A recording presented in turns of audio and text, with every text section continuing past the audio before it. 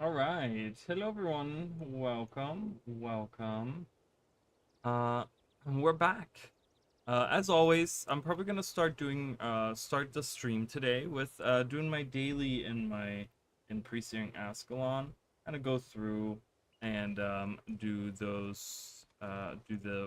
quests that we get from them. I don't think I have one. Oh, okay. Let's do that one first. I did fail it. So you're supposed to escort Footman Tate. Uh. From the Northlands to the gate, and he was right over here by this tree. And then literally, I got him to like right here, and he died. And so I failed. So we're gonna do that. We're just gonna do that. Get my dailies done. Hi Emily, welcome. I'm very tired. I'm very exhausted. I had a very long weekend. And yeah, and I worked yesterday, so that's why I wasn't streaming on top of having worked all weekend. So there was a local event that was going on, and we were just super busy, and it was just like disorganized, and nothing was prepared correctly as always. So I had just a very long weekend and a very long I don't know, just long weekend. But other than that, I'm just very like I wanted to do all these things today, and I couldn't. I was just so tired. I was just so tired, you know. I think I might lower the volume just a moment. Oh, it's not, I don't know. But other than that, I'm doing pretty good. Thought I had.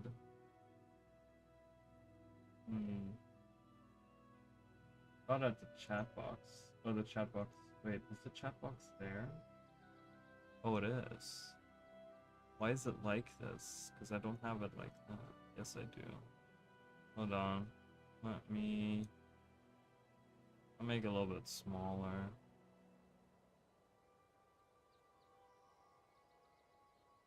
Can people actually read that? I think I'm gonna get rid of it for now. I think I'm gonna edit it a little bit. I don't quite like the way it looks. That's okay. I just wanted to put that in there. There's a couple of things I wanted to do. I wanted to add some stuff to the bot and stuff. I totally forgot to do that, honestly. That was just me forgetting about everything. But that's okay. Ooh, a red iris flower blooms right on top of this wall. You barely ever see that. There's one that grows in this vicinity, and this is the one. And it grows in random places around here. I've never seen it grow there. Yeah, that's okay. I mean, it is what it is, you know. We're going into slow season, so for our region, you know. Yeah, and I mean, I feel like it's gonna be super slow to the point where like any business right now, I like, you know, I like having any business, and like any and all business. So it is what it is. I was very tired. There's probably some pictures and videos of me out there, because many of people have videotaped the event. And I looked through some of the pictures and videos today to see if I was like on any of them. And fortunately I was not. So that's good.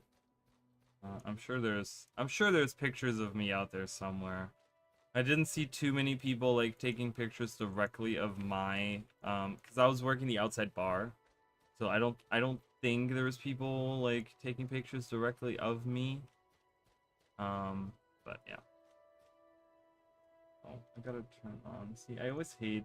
I have to turn on monetization for my video manually, and I always forget. I forgot it for the last stream too, which was it kind of sucks because it takes like money right out of my pocket. Because I could just have them run, but I forget about it, and then I'm like, I try to remind myself about it, but yeah. Anywho, that is turned on. Again, for those of you that are joining, yeah, lurking, all right, cool. For those of you that are joining us or watching after the fact or whatever, Guild Wars 1 has its anniversary celebration going on currently, which has like a bunch. You can see my inventory is full of stuff, but you can get all kinds of really cool stuff that drops, and you can get Ridlock as a companion, like a little like a summoning. You can get him as a summoning in the game. So for those of you that are only playing Guild Wars, that have only played Guild Wars 2 and they're trying to get into Guild Wars 1 or something like that, right now is a really good time to do that. So I would definitely go check that out. I gotta find this guy. He's somewhere around. I don't know. We'll have to look around. He has like these random spawn locations up here. I don't know where he spawns, so I'm waiting for this group to leave. This is like really challenging, guys. This is like really I'm waiting for this group to they're gonna leave. They're gonna go down here.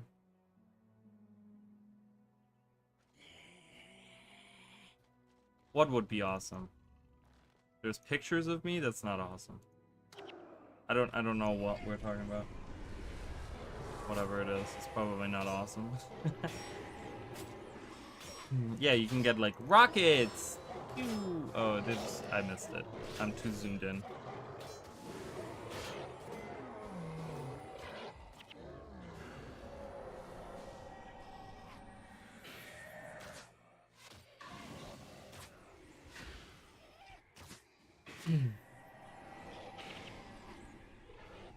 Oh, having Ridlock? Yeah, I have Ridlock with me all the time. So when I switch over to my actual gameplay, to my actual like playthrough that we're doing right now, I always have him with me. Oh well, not right now. I will summon him later though. Here they are, coming for me. Those hunters are the worst ones. They do so much damage.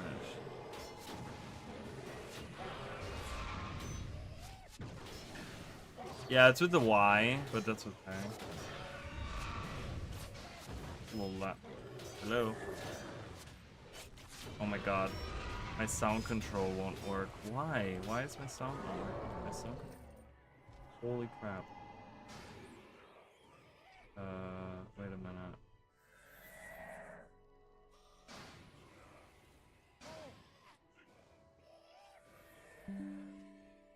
You guys probably could hear that, yeah? Okay, something is going on with my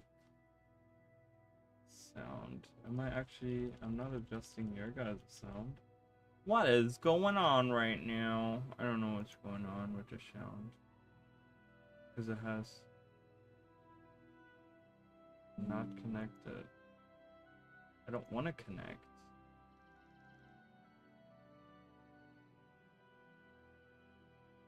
Hold on, did that fix it? It did not. You guys can't see it, but there's a little bar that comes up on my audio control, and it's reacting to me pressing the buttons, but it's not doing anything, and it's also not working here. Why is that not working? Okay, hold on. Okay, so the visual is broken, but it actually does work. Well, that's stupid as hell. Alright. I don't know, something broke on my computer.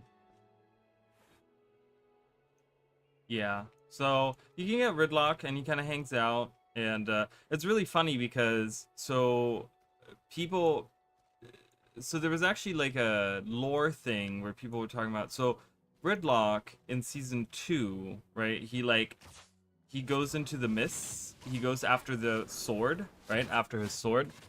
And then he reappears in Heart of Thorns, right? So a lot of people were saying that, us summoning him in Guild Wars 1 is where he has been in that time frame, which is kind of a cool thing. I mean, that will never be like the canon, but it's a cool headcanon to have, I feel like. So all these, like him like going through the mists or whatever, is pretty much like, we summon like almost like he is in the fractals of the mist, and we summon his ghost to our side. So he's not like really there. He's like still within the mists or something. I don't know, but that's kind of an interesting theory, I think. I don't know. I don't know. I'm gonna look around. I'm not gonna fight these guys. So the goal of pre-searing is pretty much fighting these 4 bosses. It's always the same 4. Jaw will always be right here. But they will like these three will like switch positions, and they're like this guy right here, he's the healer, and they're level 10. And the goal is that they drop two specific things that are very important. So they drop salvage kits. They only have 5 uses, but that's the only way that you can, in pre-searing, salvage like runes and insignias and like upgrade components, like in general, off of weapons, right? As fighting these bosses right there. Okay, so that's kind of the goal, one of the big goals. And then the other thing is that they drop char bags, and you can have 2 of them on your character. I actually just last night, was it last night? I think so. Maybe the night before that, I don't remember. But I had my second bag drop, so I'm actually good on bags. This is the maximum bags. This is an equipment bag. It would be nice for the extra equipment that I have, like the shield, the axe, and the hammer. But this is something I'm manual. I have to buy for 50 red iris flowers. So that's why you guys will see me collect those. They're like randomly placed throughout. But yeah, so I'm pretty much at like maximum capacity, or maximum ability to carry stuff, not capacity.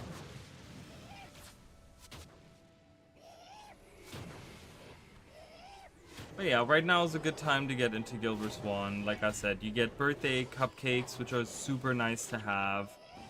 They help you just, I don't know, they're just really good, because like an extra 100 health is pretty good, and then an extra 10 energy is really good, and then you can move really quickly. It's also very good.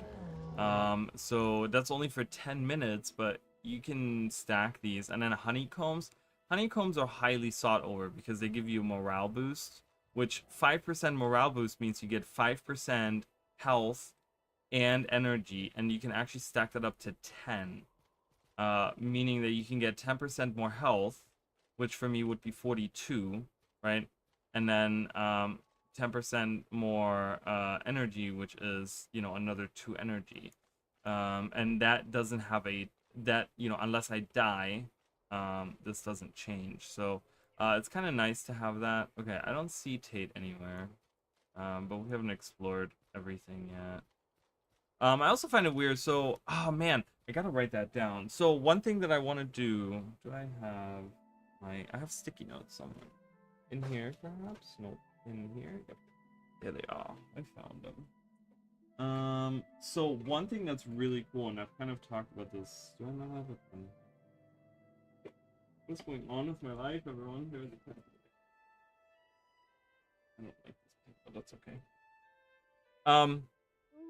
So one thing that I want to do, and I talked about this as well, and it's good that I thought about this early on in the stream, but I have this, I found this program online that lets me look through models. Oh god, we're getting attacked by this rando over here. Ooh, those fire callers, they're bad. They do, yeah, see his health go down? He's probably gonna die.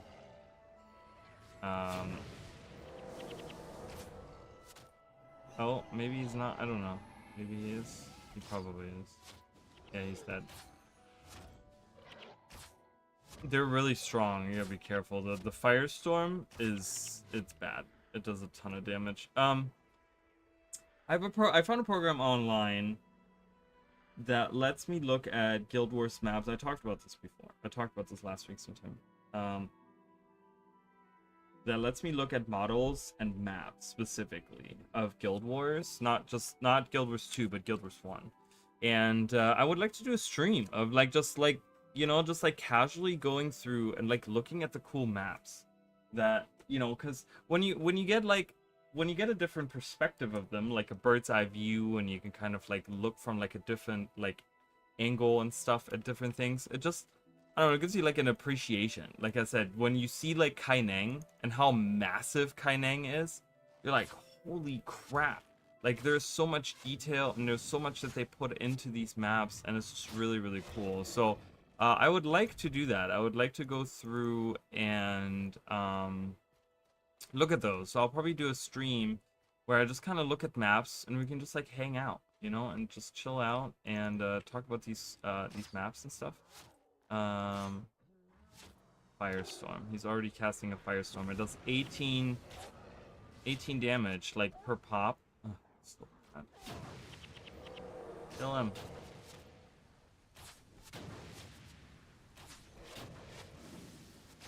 Yeah, I think it'll be really interesting. I think it'll be kind of fun to do that. You know, again, kind of looking at that, because like and the reason why I just thought of this is because this area that we're going through right now, and I'm actually gonna go on this bridge right here, because there's like a couple of things that I can show you there. But this area, the map itself is like way bigger than what we're actually able to walk to. Like there is like actual other places that later on in post-searing we can actually go through all of this. This is actually the Northlands is actually the oh my god, I forgot that we had groups still patrolling here. That's not good. Oh, I can summon my okay. Help out, little guy. Kill them, please. Specifically this guy. He's the healer. He's the shaman. Oh my god, my pet died. Get up. He's just getting savagely beaten over there. Here, I heal you. And I heal you again.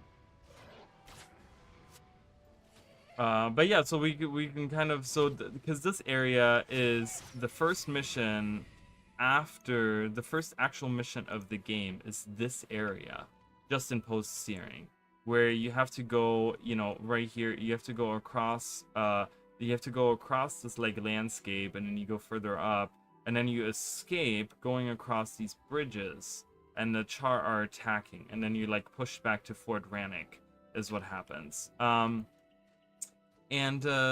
They actually, in pre-searing, they actually have a lot of that area done, but they don't let you go there. Which is kind of a shame, because they block it off by gates that, mind you, when you look at those map files, they actually open. They actually have like what looks like to be functioning gates, but there's no way to actually open those gates. So was there like plans for something else?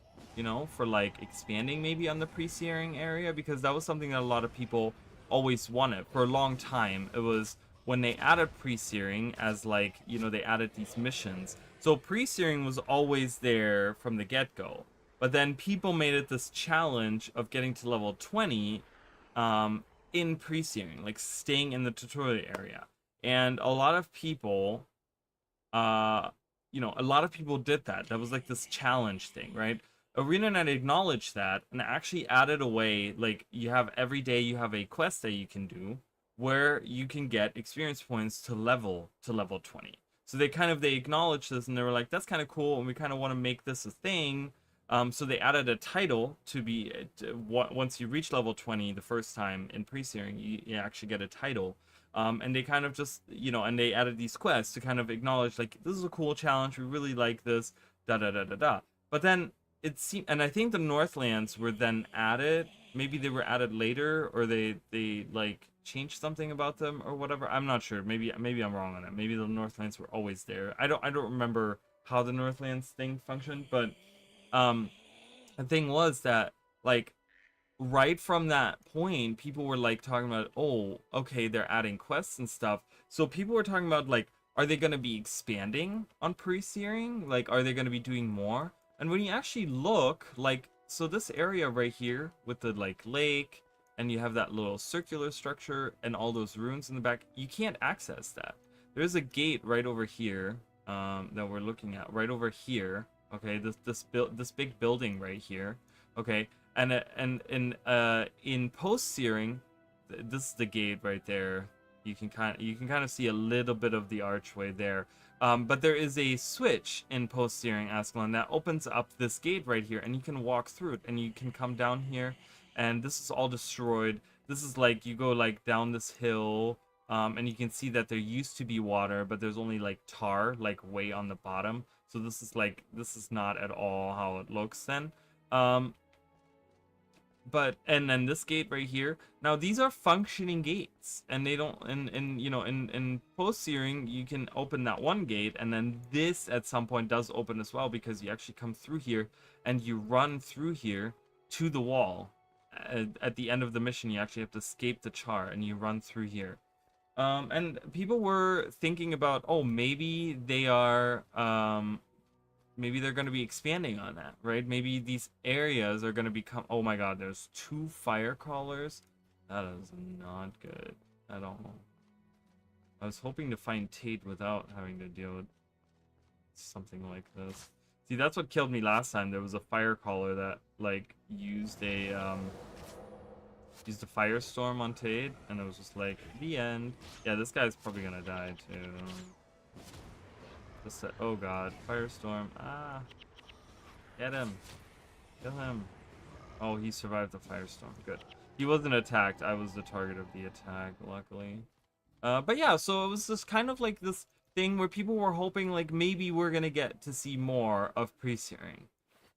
Because there is functioning gates and they could perhaps let us, and that was one of the things that that led me to finding this program, because it was like, well, you know, I looked across the bridge and I was like, I'm like, this area looks like the area like on the you know, up here like looks super detailed, but we can't go there. I'm like, I wonder how far it goes, and it goes pretty far. I mean, it goes to like way up here.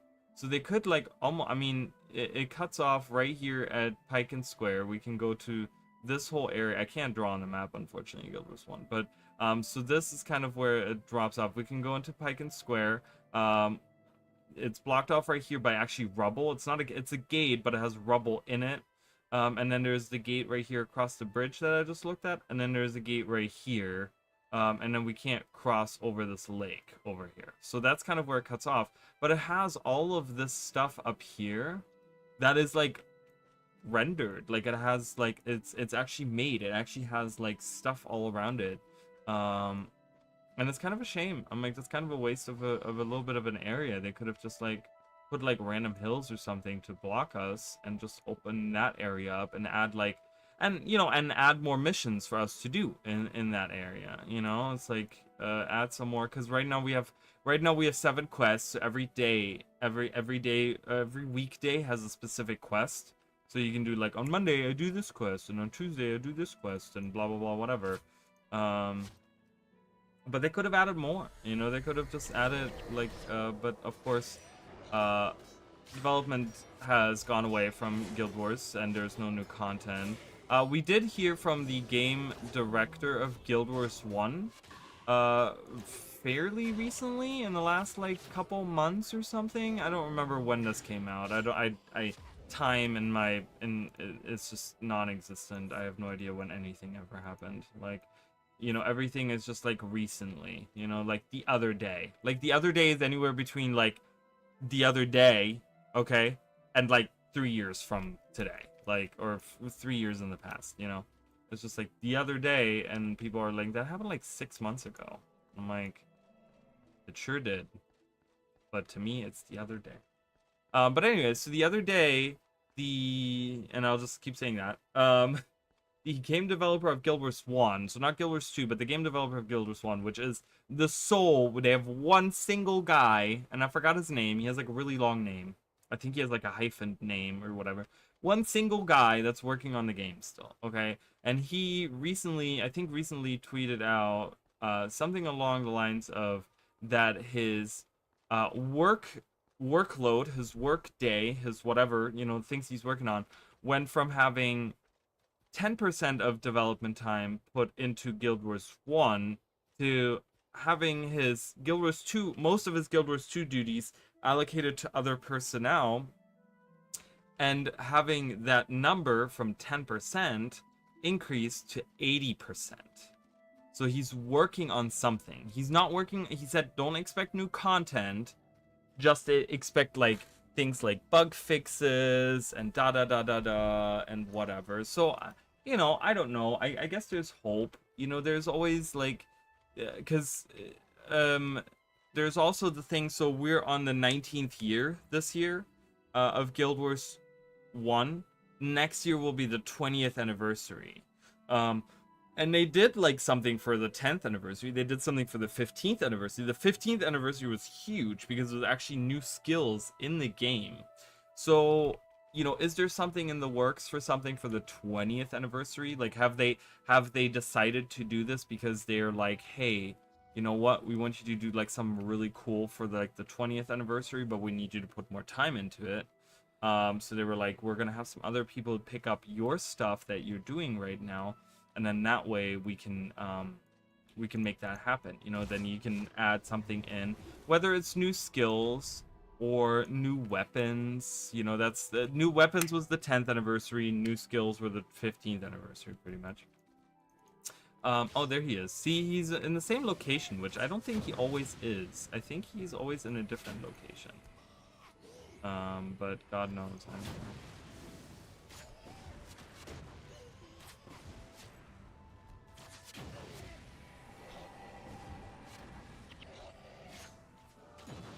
But yeah, so I think in the next like year, we'll maybe see something for Guild Wars 1. Of course, it would be, I watched the recent stream of, was it stream? A video? I think it was a stream of Wooden Potatoes where he said that he would put a lot of money towards Guild Wars 1, and I think there's a lot of people that would do the same thing for anything. For another expansion, for another area, for anything like that. And um, I think a lot of people are with him. Just looking at there he is, Footman Tate. Just looking at the response that we got for not only the 15th anniversary, but the 20th was huge. The 20th anniversary was massive for the 15th anniversary was massive for Guild Wars 1 because it brought new skills in the game. Wow, what was that? That was kind of weird. I don't know what happened there graphically. But it was massive because a lot of people came back to the game just to try out new builds, to try out these new skills. Build crafting is huge in Guild Wars 1. You can take like one build and it can change like you take one skill and can my connection is really bad. It was really bad a second ago. So this is really cool. This is something that Guild Wars 2 definitely needs to add. Is like a little connection thingy. So you can see right here what my frames are, my last ping, average ping. See, my average ping is pretty high, even though my pings are pretty much at like 40 to, I mean, that's 67. Yeah, I don't know. Server IP. I love this. It's this tiny little thing that you can just hover over and it gives you like a bunch of information that's just kind of like, oh, okay, like, am I disconnecting? Am I having like connection issues? Guild Wars 2 doesn't really have that. It doesn't tell you like your ping. I think there's like a command. Isn't there like /ping or something that you can do? I think there's a command you can do to get your ping or whatever, but it would just be nicer to have something like that where you can just scroll over and see. But yeah, so I don't know what that means. Are we gonna get Guild Wars 1 content? I don't think so. But it would be nice to maybe get another set of skills, or maybe get another set of, I don't know, something, maybe like I said, I don't think I'm gonna do this one. I'm just gonna pick it up, and then that way we can like continue on. Or maybe just like open up the rest of this area and just fill it with enemies. I mean, I guess that would be content, but if you don't like, maybe add some more chart bosses somewhere back here, or like one single chart boss or something that's like a different profession than the other ones or something. I don't know, something like that would be kind of cool, I think, to have. I don't know how much work, because like I said, the map is already done, right? The thing is, the map is done, so you just need to open that up and do whatever. All right, here we are. Where are we? Oh, visit our square. Welcome. Whoa, look at this guy.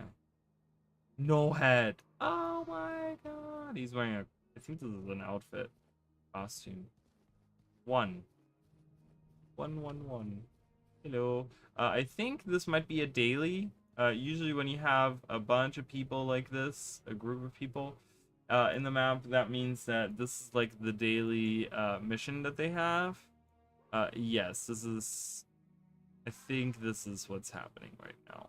I don't care to do that. I'm not even level 20 on this character, so we don't care.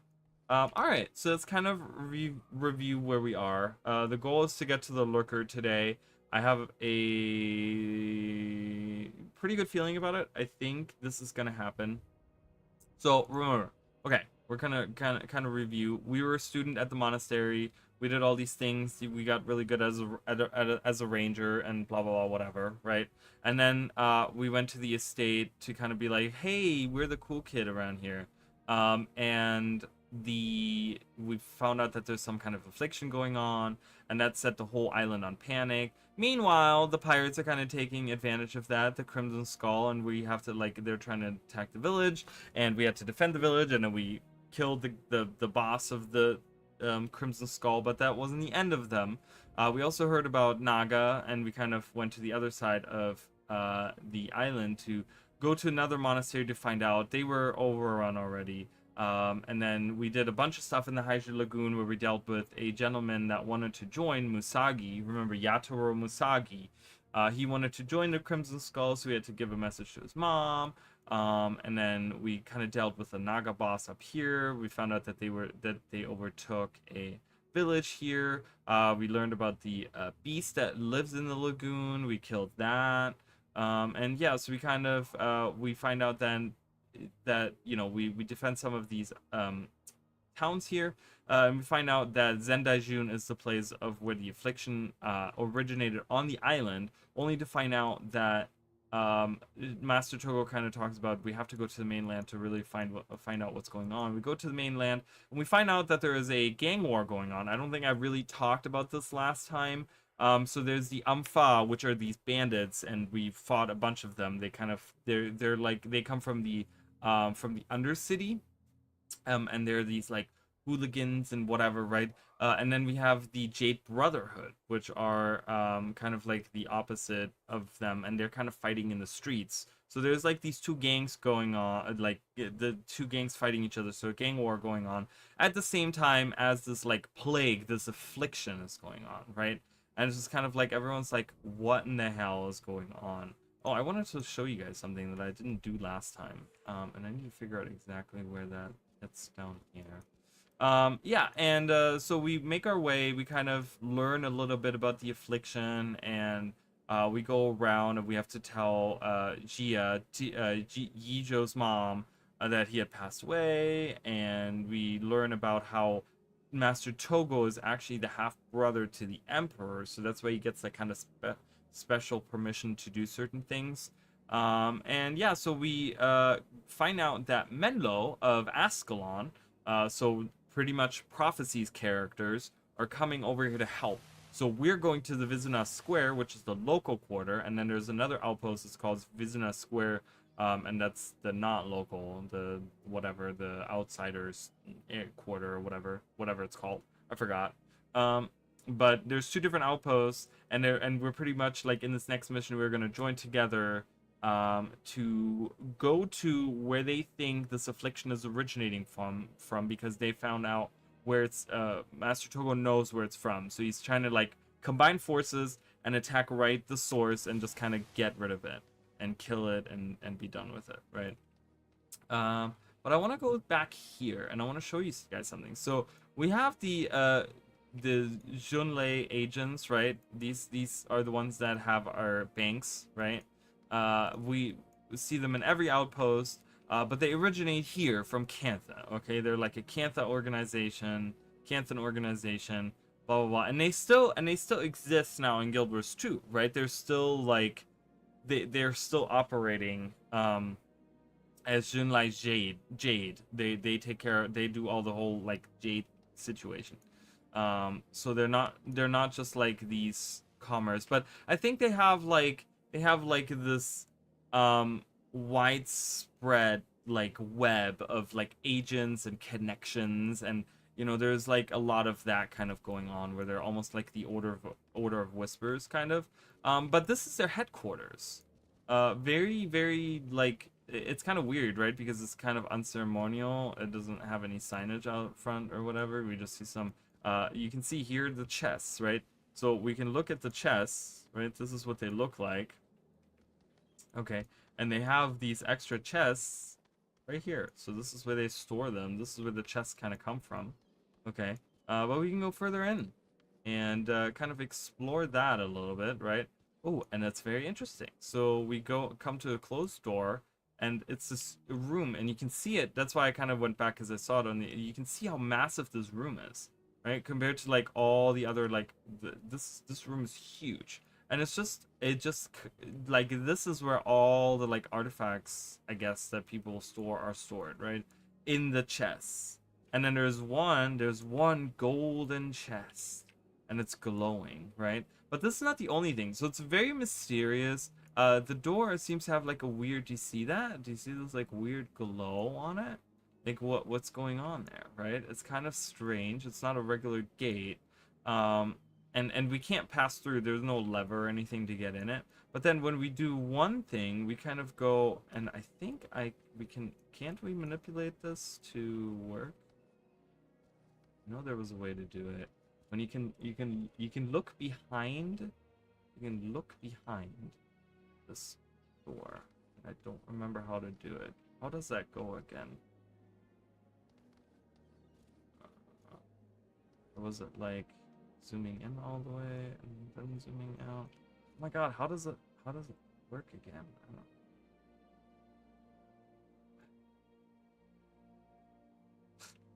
Come on. Let me do it, please. This is like a really cool thing, and I don't remember how it works. If anyone in chat knows how to make this thing work again, let me know, because it's been a long time since I've done it.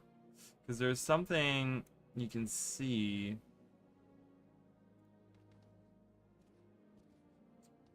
On the other side of that gate. Why can't I? This is not like a new option or anything, right? With like collision.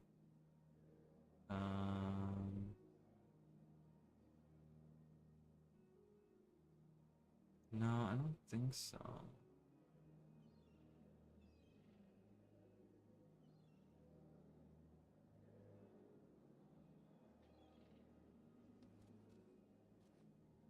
Wait, how does this work again? Yeah, I know. Hold on. There's a way to look at it. It's not that fantastic. I mean, I'm kind of overhyping it, but it's why I do that with everything in Guild Wars.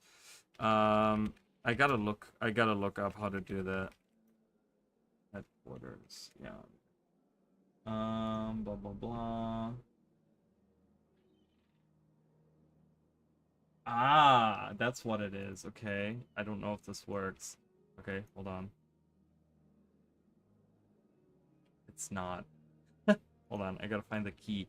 So what you have to do is you have to reverse the camera. Control. And usually it's Y, but I've changed it. So I gotta see. Camera Z. Okay, got it. There it is. You see these dragons, and there's like, and you can't see it from this side, right? You can only see it from this side. Why was it placed there? No idea. So you can see me standing on the other side. You can see down here is the chest, right? I can probably even like move the camera. Yeah, I can even move the camera around. So, yeah, and you can kind of see. You can't see inside the chest is nothing. There's nothing in it. Okay.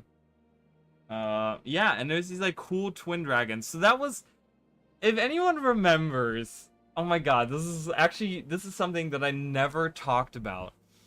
So way back when that was worth the hype, was it really? Well, I'm glad you think so. But so way back when End of Dragons was first announced, I talked about there was this theory that I had where, and I talked about this ad nauseum back then. But it was, I talked about how I think they were two dragons. I talked about how I think the underwater dragon is actually like split into two beings, which I still think would have been a really cool theory, or like, you know, not theory, but like actually like having that be the case. We're having like a friendly Suan and an evil Suan, and there was numerous reasons for that. You know, the reason always was So, and I don't, I think I talked about some of the reasons that I had why I thought this, but I always used Guild Wars 1 stuff, like, or Guild Wars 2 stuff as like the evidence to support it. But one of the reasons that I had in my mind was because of these, okay, because of these dragons. Because it's like, why is there, why couldn't they just like place one dragon? Right? Why wouldn't they make the seal as one dragon? Obviously, this is an image that's mirrored, right? But why wouldn't they have just like one if they're gonna do something like that? Why is it on the inside, not on the outside? You know, what is the deal here? Why is there two? Right? And then we talk about like the bridges. Like we had the bridge when we went to Zendaijun.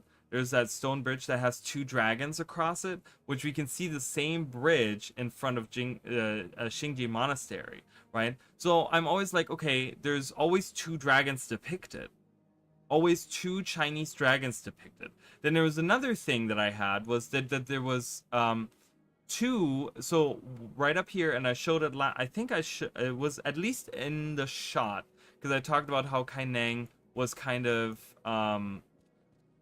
like it was evening, and I don't know if it had to do with the celebration because the fountain is different, and I still don't know what's going on with the fountain, right? Because I talked about how the fountain is different, which really threw me off. I don't know why the fountain was changed. I don't know if it has to do with the celebration. So once the celebration is over, we're gonna come back. I talked about this fountain here, right? This is a different fountain from what's usually here, and I don't know if this has anything to do. But guess what's depicted on there? A dragon, the same dragon that we just saw on the symbol is depicted right here, right? With the orbs, which I talked about, like that could be Suwan with the water orbs, right? The eyes of the sea, eye of the ocean, or whatever they're called, right? That could be depicted here, right? We also had the statue. There was two statues. So, and I don't know if we can actually. Yeah, see, I remember talking about that statue right there. I think I did show that last time. So there's one of the dragon statues here, and the other one was in Xingji Island over here, next to Port Kaimu. There's only two of them. Okay, there's only two of those statues. They could have placed numerous ones because there's water all around. I mean, they could have put one over here somewhere, like in the like bay over here, or they could have had one over here, or they could have had one in Saitong Harbor. You know, they could have had one in the Jade Sea. They could have had one anywhere, but they only have two of them. Okay, and then like I said, there's always like there's two dragons on the seal. There's two I always felt like there was an emphasis put on two Chinese dragons when you look at anything Kantha. So my theory was just kind of based on that, where I was just like, well, I feel like there's always two dragons depicted, that there is two dragons, you know, and that was kind of my theory. And it would have been really cool to have like a friendly Swan and and maybe she like split herself off.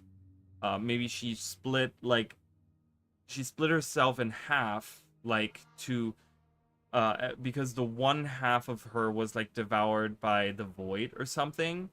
And then have like a void Suwan and then a friendly Suwan, and maybe that's why she wasn't. Because honestly, when you look at her, she's probably one of the weakest elder dragons, right? She doesn't do anything.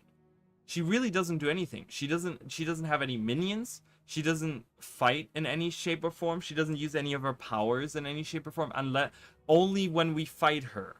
Only when we fight her on the platform, you know, at the temple, does she actually use some of her powers. So it would have been kind of a cool explanation saying like she split herself in half and like now she's weak and she can't really use any of her powers. Like that would have kind of been an explanation of sorts or something, you know, where she didn't really use a lot of stuff, and then she could have helped us, you know, and then maybe in the final fight we defeated the evil Suwan, and then like they kind of maybe they like combined or something, you know, and then the final instance in the like personal story or whatever, you know, in the solo fight, you know, you have to completely kill her or something. I don't know, that was kind of my theory. That's kind of where that came from. But yeah, that never happened, which is unfortunate. and I, you know, I just, because I'm one of those people, you know, we always talk about this. I'm one of those people that enjoys having connections between the two games. And you know, I would like to have that connection. You know, I would like to have the connection of, you know, like, oh, all this imagery of two dragons actually means something, you know? Like, the current people of Cantha, of Guild Wars 1, maybe don't really know what that means, why there's always two dragons depicted, but in truth, there is, like, you know, the Emperor maybe knows, you know, or something. I don't know. Whatever. Anyways, we're gonna do, this is, so usually what can happen here is if one person starts in the local quarter, and one person starts at the same time in the other quarter, meaning that they're outsiders from not Cantha, right? They're from like Prophecies or Nightfall campaign, and they come here, then they have to play that mission instead. You can play with them together. You can have your team and their team together in this one mission, okay? Now, because many people haven't done this in many, many years, you usually only get you get Menlo, who's the leader of the other group, but they join in on you, okay? And they just, they're all NPCs, okay? And they're all just like whatever, right? But you actually have this mission here where you can have 16 people pretty much play together. Okay, if you get 8 people in the local square, in the local quarter, you know, going in a group together and starting, and you get eight players in the other quarter, pressing that button at the same time, they're going to be thrown into the mission together at the same time, and we're going to converge together, and then you would have 16 real players all together in this mission, which is really, really cool if you think about it. But yeah, so this is probably not going to happen. Usually when this happens, you will see that someone has joined in. It'll give you like a message, like it'll say their name, like so-and-so has joined in. Since I didn't get that message, I don't think that is happening, so we're just gonna have NPCs, which is fine. We're gonna summon our imp friend, because this mission, the more people you have, the more NPCs you have in your group, the better, because this is kind of tough. I want to see, is there anything that gives me like experience points or something? Because you can get a ton of experience points here. Oh, you know what I'm gonna do, guys? I think that, wait a minute, I need to look at something. I'm gonna restart that mission because I want to see, yeah, I don't, I want to see something. The monastery, the monastery credits. Is there scrolls that I can get for some of these? I think these all had weapons, right? These guys all had weapons. Weapons. Weapons. Weapons. Is there anyone else out here? No. Okay. Let's go back here. I know we had a couple of people here. Yeah, so someone started a firework. Whee! Fireworks! So there's an item that you can use in the game. And I don't know if this, again, has to do with this celebration, because the celebration is going on right now. There is the boardwalk. I haven't played the boardwalk. Let's actually check it out, guys. I haven't done the boardwalk in a long time. But look how many players are playing. Send me to the boardwalk. So this is the training area. This is the early area where you first come in. This is actually where they do the celebration. So you actually have a little, you have these mini games going on. And look at how many people are playing, guys. Look at how many, I mean, they're not playing. They're, like, all of these guys are probably AFK, but these are all real players, okay? So you have this game here. Each round, one of the 9 rings will be chosen randomly as the winning ring. The prize is determined by which ring is selected. See, so there was a ring there and a ring there. I think they light up the correct ones. So if you stand on the correct one, you can win. Okay, you can win something. Now, people get, what people do is they just AFK on one ring. And you will usually end up with more tickets than you had before. And then you can get a festival prize for tickets. So you can, I think you can buy, yeah, you can buy tickets. And I think the same thing happens here. Dragon Masters. Yeah, festival tickets for 15 gold. Yeah, and you can kind of win. And then this is a larger, meaning you have higher risk, but I think you get more. So it costs you, anyone in that ring wins 12 tickets. Anyone in any of the rings aligned vertically or horizontally with the selected ring wins 3 tickets. You need 2 tickets to play this game. Okay? So, yeah, we have a winner. Blah, blah, blah, whatever. So, what is Dragon Nest? I don't think I've ever played this. Alright, play this. Welcome to Dragon Nest. Up to 8 players compete to see who can tag the most hatchling in a 4-minute period.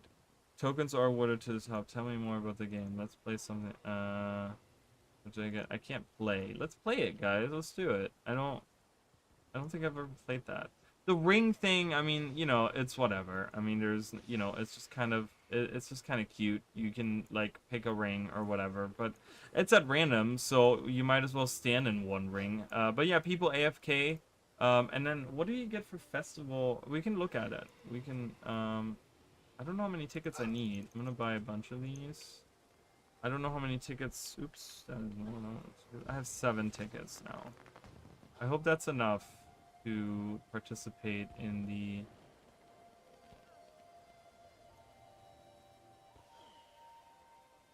Oh, you have to be in a group, I think? Welcome, and that's behind. Up to 8 players competed. The one plays the bigger the prize. The game is currently underway, but you may return shortly to join the next one. No one's playing, though, so that's really stupid. Hello. Okay, they all disappeared.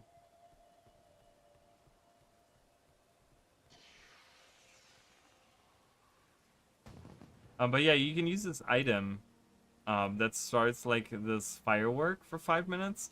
I think during festivals this automatically happens, but you guys kind of see like a firework shooting out of me. It'll shoot out of like every person every so often. Like it'll rotate through. So when's the next game happening? I really wanted to play this. I might have played this at some point, but... Alright guys, let's do it. Let's stand on this ring with Akira. We didn't win anything. We lost. So you can kind of see your tickets. I mean, people buy like a stack of them and just kind of sit there. We're just losing tickets, guys. We're just losing tickets. Alright, do it. Do it again. Oh, look at that. I won 3 tickets. See, so that's kind of the deal with that. And then, I don't know what the prices give you. Yeah, I mean, it's interesting, you know, it's something...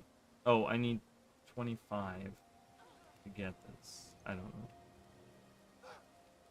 So it's almost like the, New Year, festival. Okay, I did not put that correctly. Festival prize. Okay, so we can get red bean cake, just like in Guild Wars 2. A bottle of rice wine, or you can get 1 platinum, so, or victory tokens, which I always forget what victory tokens.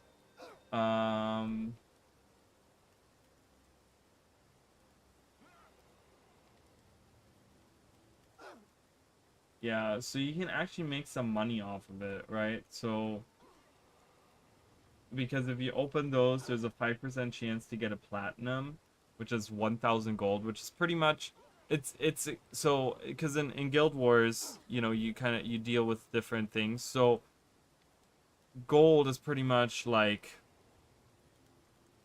I don't know, there's not a perfect exchange rate, but I guess in terms of like when you look at it, it's probably, I think it's equivalent to like 1 gold. Like 1 platinum is pretty much like 1 gold in Guild Wars 2. I would say it's probably like that. So you have a chance of dropping 1 gold out of these bags. So that's kind of a good bag. Like if you think about it in the terms of like, oh, it's a festival, you know, and you can just kind of, and people AFK it and they just kind of sit there. See, and then it's just like, you know, and this costs more. I think this costs 10 to participate. Corner rings reward 55 tickets. Side rings pay 40. and the center ring awards 25. Anyone standing in a ring adjacent to the selected ring wins 15 festival tickets. It costs 10 to start a game. So, you have a higher payout, but it costs more. But yeah, so that's kind of going on right now. You can hang out. But here's the other bridge I was talking about. You know, we have two of these Chinese dragons. I kind of was talking about that. And then we have, again, that fountain. I don't think that fountain usually exists, so I think we're going to get our old fountain back at some point. But there's the boardwalk, and there's victory token rewards. So you can get stuff for victory tokens. We've been collecting those. I have a bunch of those in my bank. I don't think you can get anything fantastic from them. Oh, and they have these, like, dragon tails, I guess is what they're supposed to be, that are out. Yeah, so this is like this cool festival that's going on. It's really cool. It changes. I think that's why the sky looks like this. Usually it's more daylight, I think. So this is like more the evening times, just like Kaineng is. Baking. Oh, so you can get cupcakes for victory tokens. That's actually kind of nice. Oh, look at this. We can actually get creme brulees, red bean cakes.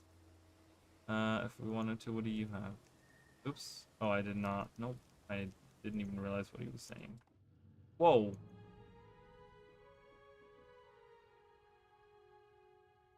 What the hell? What the fuck?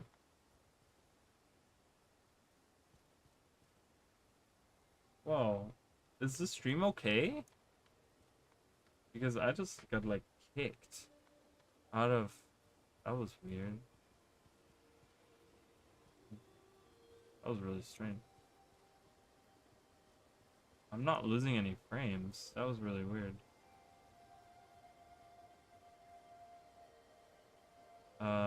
Sparkler. Okay. Just some stuff here. We do have a chest here.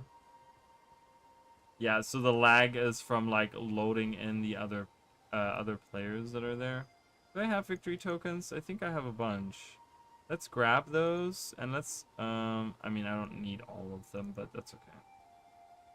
I want to get a couple of scrolls for 10 minutes, gain double experience point. Your party gains double XP from combat. The party fails to kill a boss within 5 minutes. Actually, that's probably better.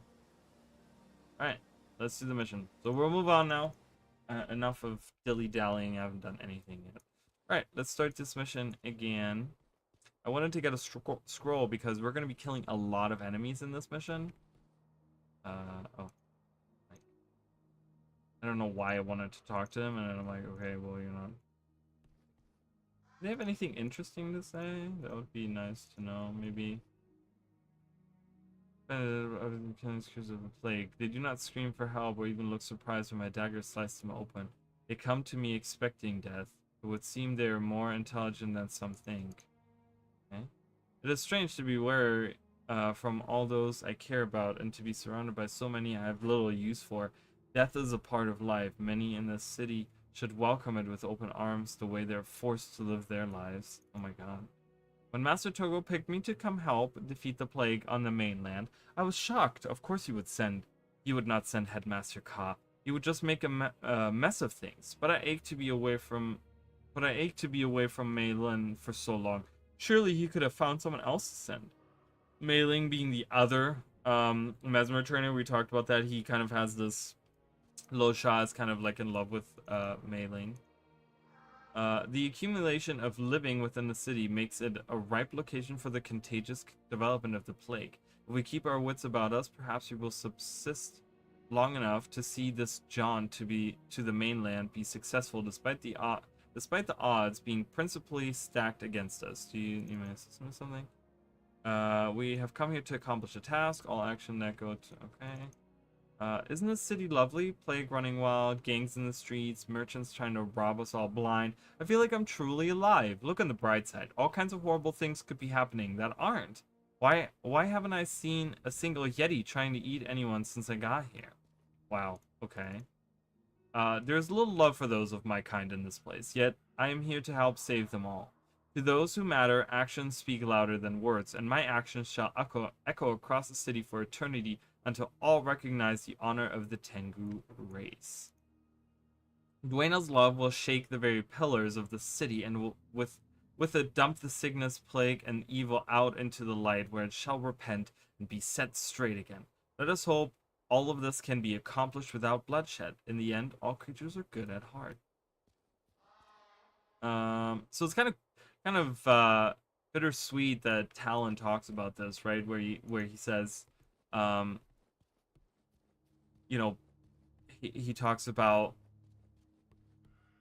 like, oh, I want, I'm gonna fight until the Tengu are recognized and people accept them or whatever, right? And we kind of get to that point by the end of like, factions and stuff, and then Winds of Change happens, and that kind of gets thrown because the Ministry of Purity then comes out, and they start anyone that isn't human, like they first start with anyone that's just kind of like outsiders, and then they go to like anyone that isn't human, right? And they become very like militaristic, and they just anyone that's against their views and stuff, and it's just very it's very not fun the way that happens. So okay, so I'm gonna use, I think I can only use one scroll at a time.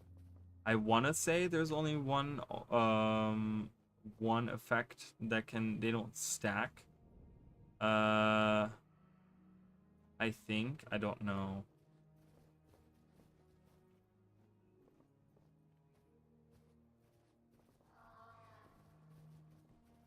But as soon as we join up with Menlo, I'm gonna kind of use that. I think I'm gonna use this one, and then when we meet up with Menlo and stuff, I'm gonna use the other one and see if they stack. I don't think they do, but I'm trying to just get some extra experience points. So that's kind of the goal right now. I would like to, if at all possible, by the end of this mission, be level 20. I don't know if that's gonna be feasible because that's 2.5 levels, and I don't think we're gonna get that much, but we'll have to see.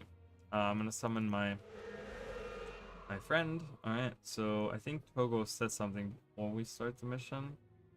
He might, I don't know. You will need to keep your wits about you. I brought you here with me, shown great promise, but the danger will increase exponentially from here on. Stay with me, and I will do what I can to aid you. Okay, so he says, the most recent outbreak of the plague originated in this district. I have asked Brother Menlo of Ascalon, a skilled healer, blah blah blah, to come help. Come soon, he's expecting us. Okay. Alright. So Menlo actually starts way over there. You can kind of see this is the path right there. This is where they walk on. So they kind of go around there. We can kind of, when you do the outsider, when you are the outsider, you can kind of go there and you can see down into this plaza where this group of people is actually waiting for you. So we will see him at some point. I think he walks by there at some point. We will see him do that. So Togo is here. Yeah, and then the evils start spawning. Okay, we're gonna use the scroll. We get this really cool animation because enemies are spawning, and we must defend ourselves. Go bird, do your thing before you are replaced forever and ever and ever.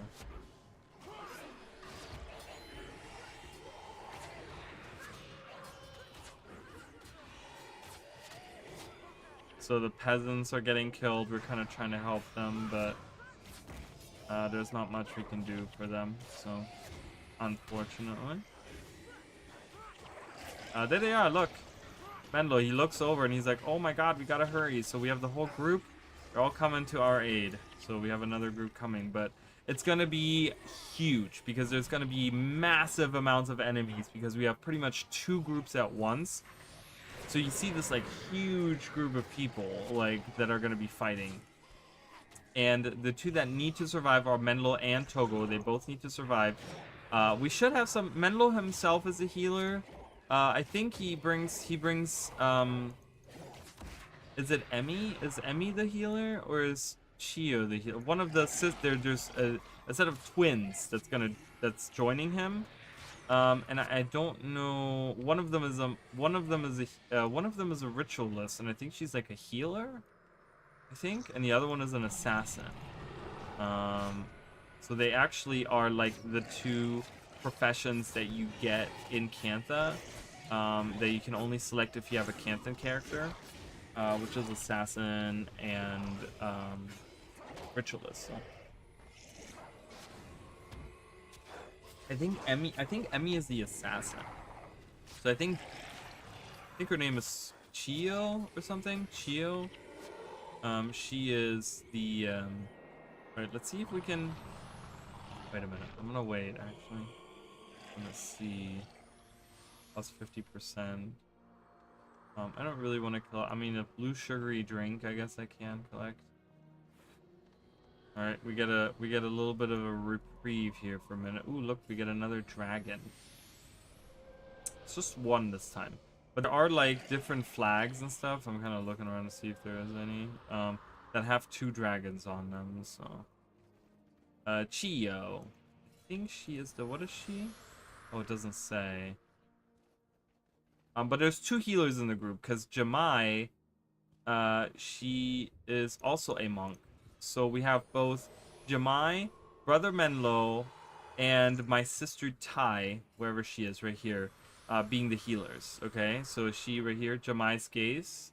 This skill is named after her. Actually, she has her own skill named after her. Isn't that fantastic? All right, there's Brother Menlo. I gotta kind of move out of the way because he'll sit there and just try to heal the minions and not move forward. All right, here we are, our combined strength, our combined group of people.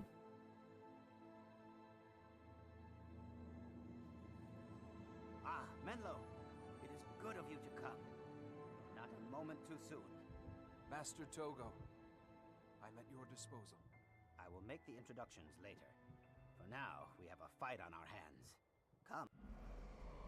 Alright, we have our fight on our hands. Alright, so we have the whole group. Everyone's with us now. We have, yeah, so Emmy is actually the assassin. So Emmy is the twin sister to Gio, who is the other ritualist. She has long black hair. I don't know where she is. I can't see her right now. But yeah, you guys, Emmy is over there. Where's Gio? Oh, she's right there. So she's the twin sister, and she's a ritualist. But she has some healing abilities as well. Protective was Kaolai. So we have a lot of. They do give you a lot of healers in this mission, because it does get really kind of crazy with the amounts of enemies and stuff. I'm gonna try to. Okay, you can only have one up.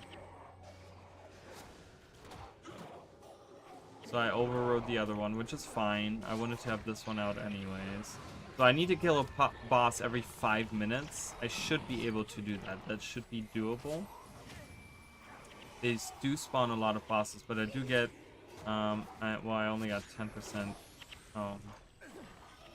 33% or 33 experience points. It's not a lot. Again, like I said, really killing enemies to gain experience points is not recommended in Guild Wars 1.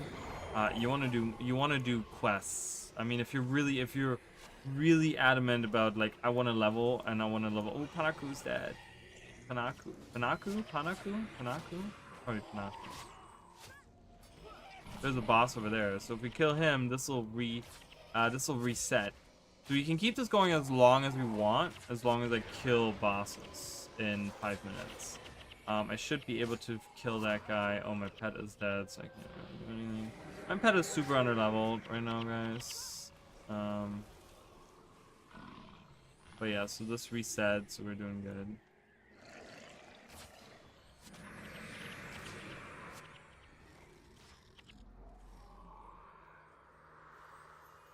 Master Togo is just kind of standing there, not really doing anything.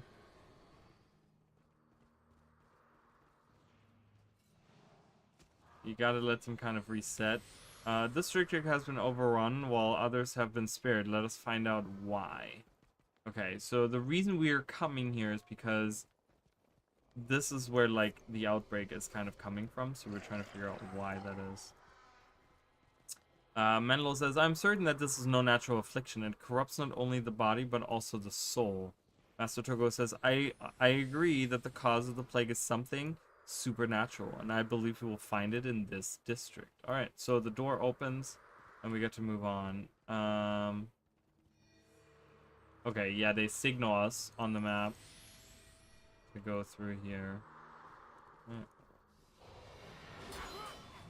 And then as these peasants are running towards us, they actually turn out to be afflicted. So they're coming from where the source is. See? Another one right there. And she's gonna be reborn into an afflicted.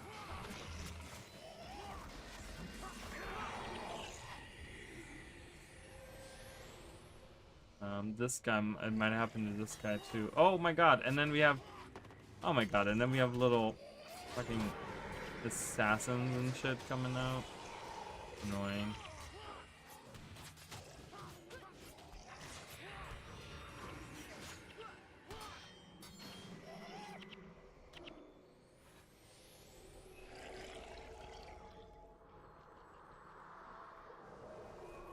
Oh god.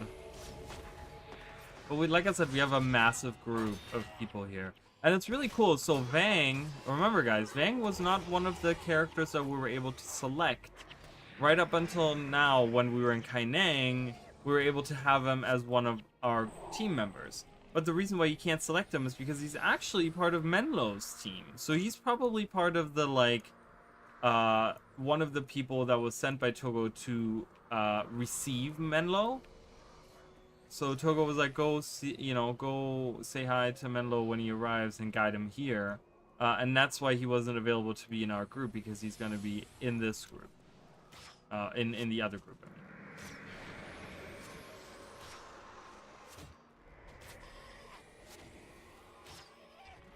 I mean. Menlo says, I'm fine. No doubt these scoundrels are trying to capitalize on the chaos the plague is causing. And Togo says, I doubt they're responsible for the plague, but I'm not surprised to find them in its midst. The city guards are too busy to keep them at bay.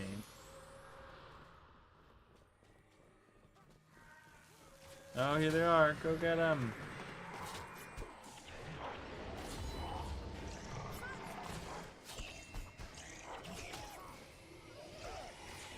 I mean, we are doing pretty good. I'm not too worried. I gotta kill a boss soon, though. Otherwise, my bonus is gonna go away. Which is not nice.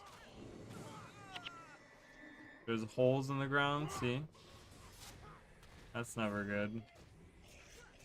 That's never a good sign. Alright, come on, friends. Let's go. I'm gonna try to get there to get the, Brother Menlo is like way behind right now. This is where it gets kind of crazy. We have see, this is another thing. So there's a dragon, and that ends in another dragon. Do you see that? Like 2 dragons combined in one. I'm telling you, my theory would have held up really well. All right, this is where the next battle happens. We're gonna get attacked from all sides now. No. Stop healing the thing. They will stop. See, he will stop moving to heal these minions. Okay, there we go. Alright, if we're fast enough, I don't think we can make it. I was gonna say, if we're fast enough, we might get a boss, and then I could refresh that, but I guess not. That's okay. We got a little bit of extra experience, so that's good.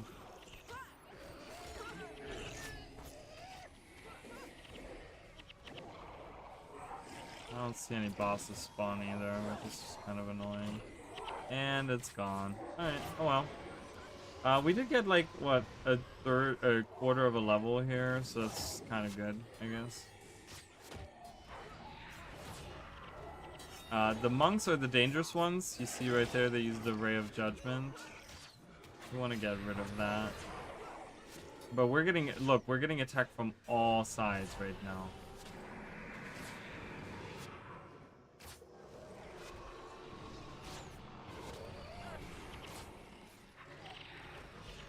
Ooh, a honeycomb. I'm gonna use that right now. That's gonna give everyone a morale boost. Ta-da! We're at +9. Right, cool. That should help us out. Yeah, there's another. No, Master Togo! Oh, he might die. He's getting healed by people. Good. Get that monk. Those monks are pests.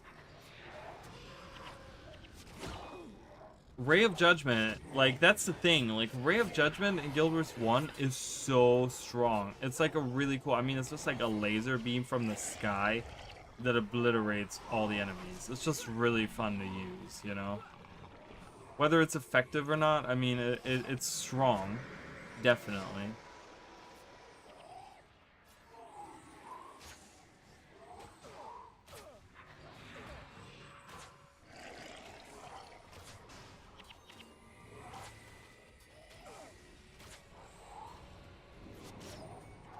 I don't know why I'm healing myself. I'm gonna heal my pet. Oops, see, there's another beam. Luckily, Togo isn't affected. None of the important characters are affected.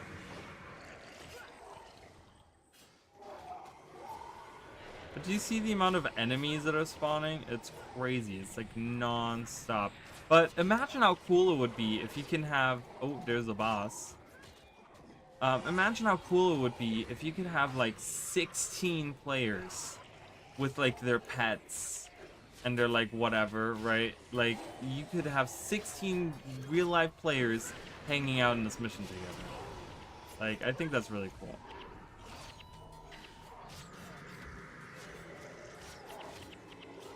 I really love this game, and I really wish that you know, like I said, I've talked about this last time. A lot of people have been returning to the game. A lot of people have been talking about like, oh, you know, I used to play this game when I was in high school, and you know, I haven't thought about it in a long time, and I kind of dropped off after. Oh, my minion, my imp got killed. My bird leveled up. That's always good. A lot of people have just kind of been talking about that, right? Like coming back to the game after many, many years, and I just hope that, like, I don't know, with renewed interest, that there is like just more interest. You know, like I want it to snowball a little bit. I don't think ArenaNet is gonna change their mind on getting new content going or something, but I just think that like there's still so much content to be played, like elite missions, for example. Like no one runs the elite missions anymore because you need 12 players for that. There is a way that you can kind of like finagle it to work with like NPCs and stuff, but it's just not optimal, and it's just kind of annoying. It would be nice to run that with is this guy? Yeah, look at that. That guy died, and he's now going to turn afflicted. This guy too, maybe? I don't know. I see some green coming out. Alright, so Master Togo says we suffered an outbreak of this same disease back on Shinji Island. The corruption emanated from a temple that bore the mark of Shiro Tagachi. But it has been 200 years since Shiro killed the Emperor he was sworn to protect. Why would the curse take so long to manifest? And Brother Menlo says, it might not be a curse. There are tales of evil spirits causing physical corruption. If Shiro's spirit has returned somehow, it could cause a plague. We should search for signs of him. So we're gonna be looking for. Oop, Master Togo is going ahead and Menlo is behind. Love it.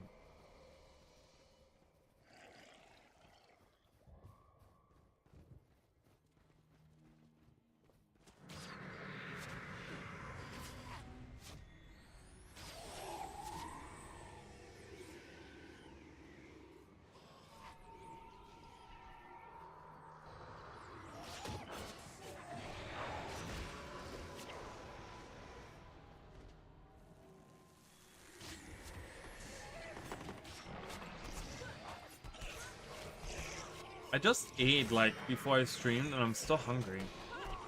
I don't know why. I had some chicken. Alright, we get to this cute little area right here.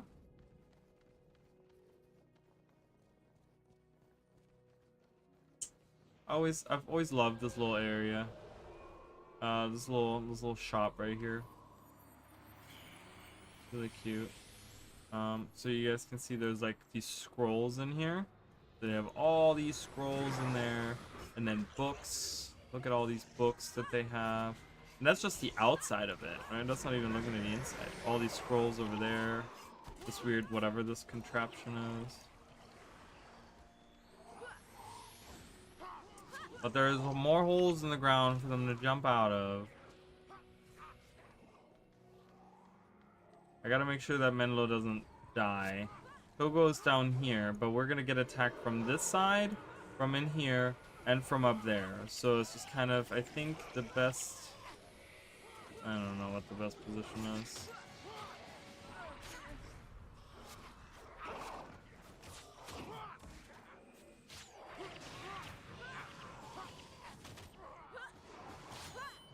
I just really don't want to have to redo this mission. So I'm gonna join Togo a little bit more.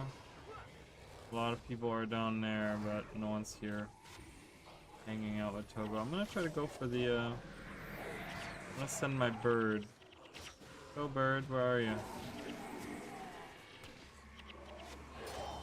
There he is. Body block those guys. 'Cause that's dangerous. Having all these guys coming up this way, not good at all. Here, get the necromancer. Go. Oh god, there's a monk using a beam right in the middle of us. Where is he? Oh, right there. Get him!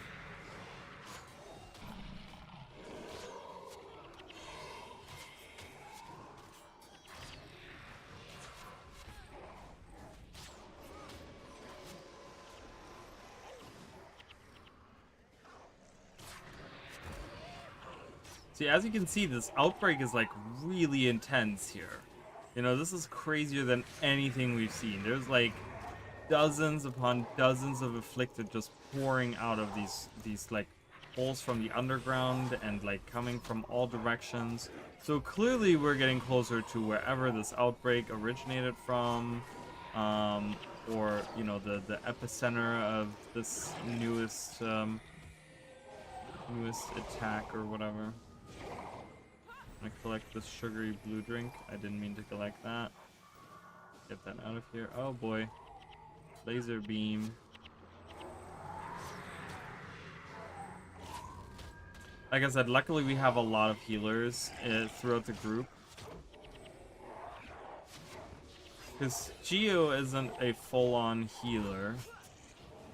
But she does have healing ability. We have like, what, 3.5 healers? I mean, that's pretty good. We got a Plague-born armor here. Let's see. Blood magic. No, thank you.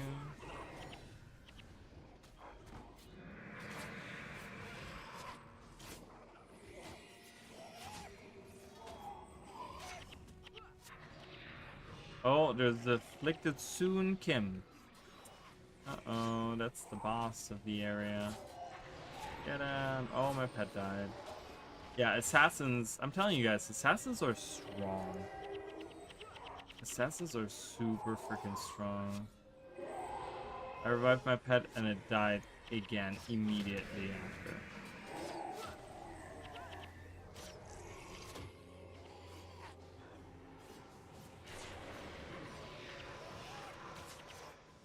Because they do like critical hits. That's like their big thing, is doing critical hits. Like in Guild Wars 1, there's no way for you to increase like I think critical hits. Do critical hits just like randomly happen? Is there like a I don't know if there's a chance to increase it. In Guild Wars 1 there's a very obvious one, right, by increasing your precision. But the thing is that like in Guild Wars 1 you don't have that many options. The assassin though does get an option because they have, you know, they have their attribute lines, right? They have a critical strikes, which actually increases their chance of doing a critical.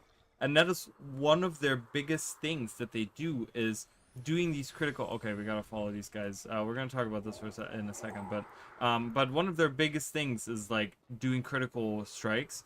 So they can do some AoE critical strikes, and you can get them like really strong. And they'll do like a ton of damage in AoE if you do it right. You know, they're really strong. I really love assassins in Guild Wars 1. So we're over there. I'm gonna follow Togo here, but Master Tokuso says, there was great evil here. I can feel it. I think you're right, Menlo. The very spirit of Shiro Tagachi has returned, but why here? And Menlo says, I remember this bookstore, Master. It held magic and religious texts from across the world. And Togo says, I thought our temple was defaced because it was a holy place, but it too was a center of learning. Shiro must be looking for something. We must find him. So Shiro is looking for something. That's why the center of learnings and a bookstore with relics and magics and whatever from across the world, like those are getting targeted. And Master Togo says, in the name of the Emperor, open this gate. Remember, he's the Emperor's half-brother. And the Emperor has given him permission to, search through Kaining City to figure out what's going on. So, Kanthagard says, you will find nothing but trouble this way. With all the chaos, the Ampha are running things down here. And Menelo says, the Ampha? Petty street criminals do not concern us. Alright, so we move through this, and then we have a, this is the big boss right there. This is the Shirokan Assassin. I am no mere spirit mortal. Like a god, I have breathed life into this body. Come feel the bite of my blades if you doubt me. So we have this weird contraption that is threatening us. So a Shirokan. Where is he? Oh, right over there. You can kind of see the blades floating around. It's this like weird thing that was brought to life.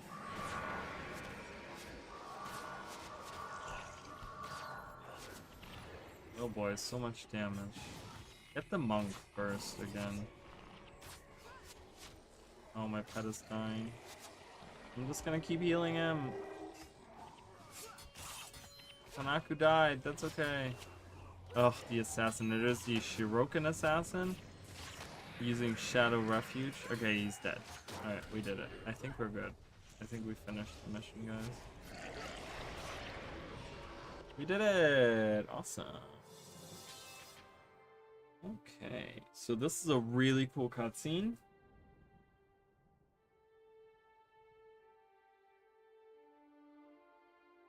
It's Shiro. And what is he doing? He's casting something. He kills us.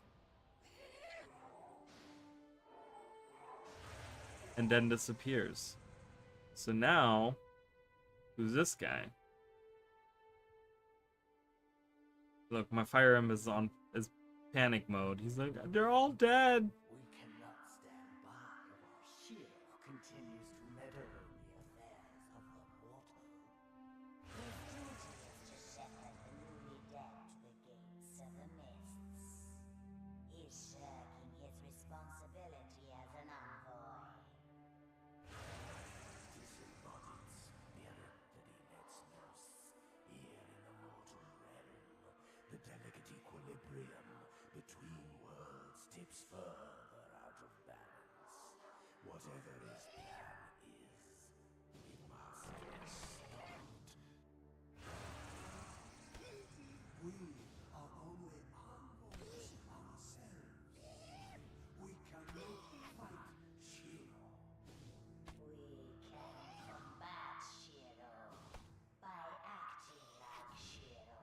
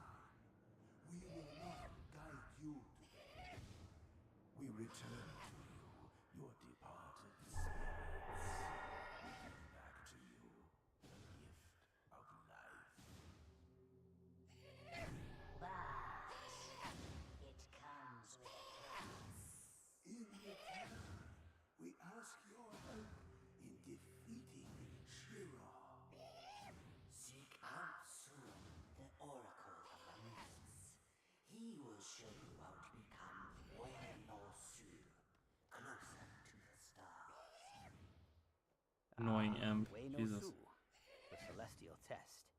Menlo and I know it well. I do not understand. Why do you wish us to pass this test? Spirits of this realm hide themselves from mortals.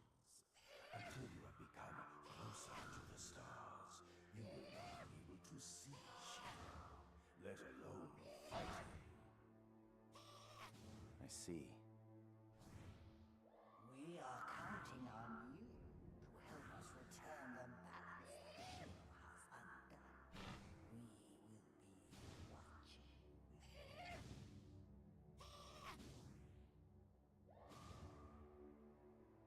It's supposed to show Master Togo, I think. Master Togo said something and you couldn't actually see him. So it's kind of annoying that that was going on. Alright, we're level 18, so at least we leveled up a little bit. But yeah, so we can introduce these really cool characters that they never do anything with, and it's super sad to me because it's just, you know, it's just, I don't know, it's just really sad to me. I'm gonna look at something. Dragon's Thread. Is there another way?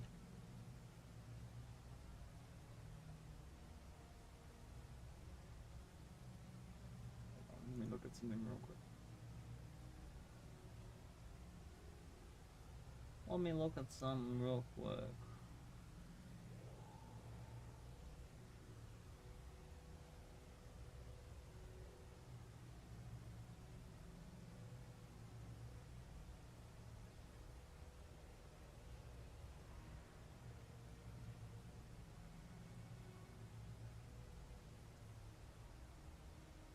Okay, so we're gonna do a little detour, and then we're gonna talk while I'm doing this detour. What I'm gonna do right now is I'm gonna actually try to find this crab finally. We've been trying to get a crab companion. I'm actually gonna journey down here, and I think I should be able to go in there. I don't know if this is gonna happen or not. There's a tamer right outside of Kanang, right? Gonna go solo. I think there should be a tamer out here, right? I'm not taking Mox with me because he's so big and annoying. Because he's like in the way anytime I want to look at anything. Wait, isn't there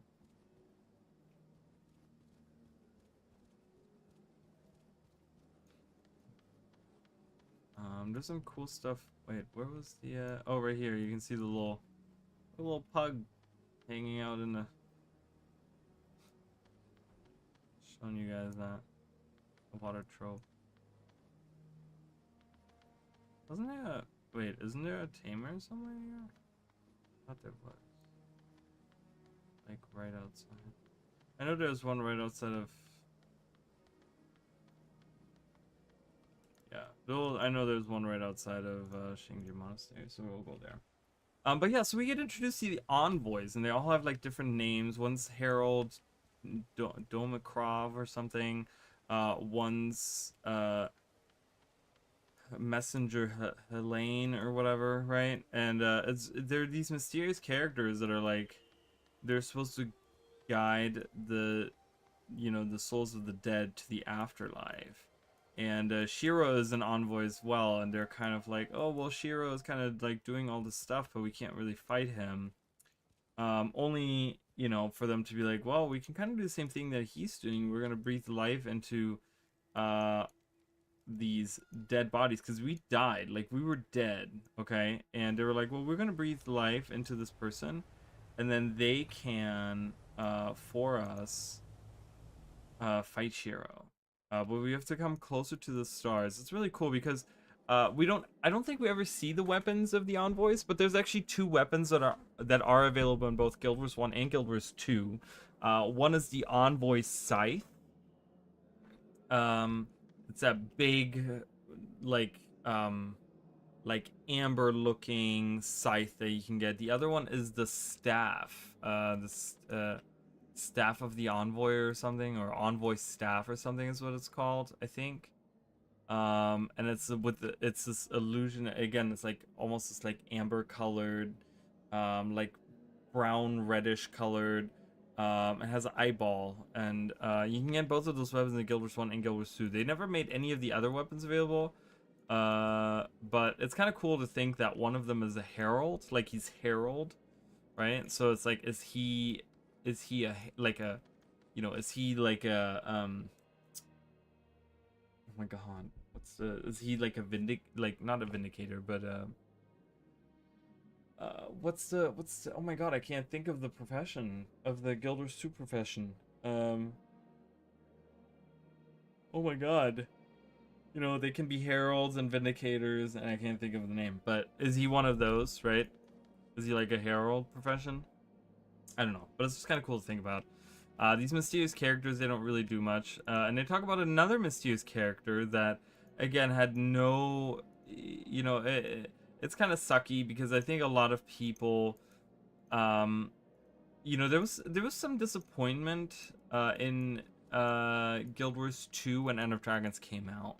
And I think one of the disappointing things was not just that a lot of the locations had changed, but also that some of the lore things that were happening, like the envoys, right? They never reappeared in End of Dragons. The Oracle of the Mists, soon, like, we have no information on the man. Like, we barely know anything about this guy.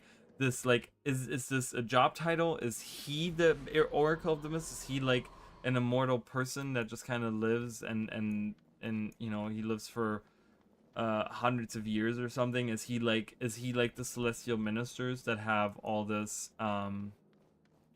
oops, I did not take the ability that I need. Luckily I figured that out before I got too far. But yeah, we never find anything out about him, and then there's like no oracle to ever speak of. I mean, obviously that you can kind of attribute to, well, you know, like all of the northern part in Guild Wars 2, like all of this part, you know, was like drowned, you know, and maybe they didn't have, like, you know, at that point maybe the Oracle drowned or died or whatever, right? And no one really gave a crap anymore, and they kind of moved on with their lives. But you know, what about the envoys? I mean, the envoys come from the mists, right? And they're like mist creatures, so they clearly still exist, right? So it's kind of a shame to think about, like, oh well, they just, you know, whatever, they don't ever touch on that, you know. So I think it was both, like, the locations had changed and everything has kind of changed in that sense, and then also that some of the lore things didn't happen. Like, it would have been really cool to see another Oracle of the Mists and maybe get, you know, maybe just have them be there. They didn't really have to be that involved with the story.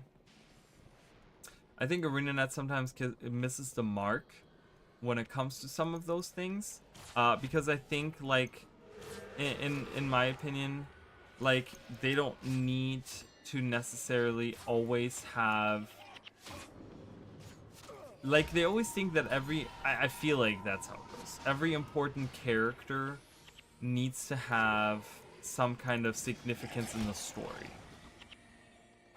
You know what I mean? Like, I always feel like ArenaNet feels compelled to, like, hey, we have this important character, they have to play some kind of part in the story. But it's like, you know, in Guild Wars 1, they did this so many times where they had just, like, a seemingly important character not do anything. Just kind of hang out and just, you know, kind of maybe say a couple lines of dialogue and not really be involved in the story. You know, just kind of broadening the whole idea of, that's where the Undercity is. We don't want to go to the Undercity. But broadening the idea of, like, oh, there's a whole world out there and there's things happening that are not just about us, and they're not just, like, happening at the time that we're going about. I think, yeah, so we want to go that way. Oh, I can't believe I already went the right way. I was like, it's very confusing going through Kaineng, I will tell you what. It's very, very confusing. I think this way, right? Because it loops around up there. I'm expecting Ampha to jump out at me at any moment, but I don't know. So I was talking about, remember how I was talking about so there's the portal to the Undercity, but then I'm going right next to it to portal to another location, and that's because, that was really cool. And I talked about this. Oh, I can't go in it. I have to further the story in order to go along. Okay, well I guess we're not getting a companion, and I already gave my other companion up, so that's kind of sad. Now I don't have a companion with me. Can we pick something up somewhere? Let's see. Let's have a look. See here. How do I get to the menagerie? Isn't there a way to get to the menagerie? Or do I need to be level 20 to get to the menagerie? Because I could pick something up for a little bit until we get there.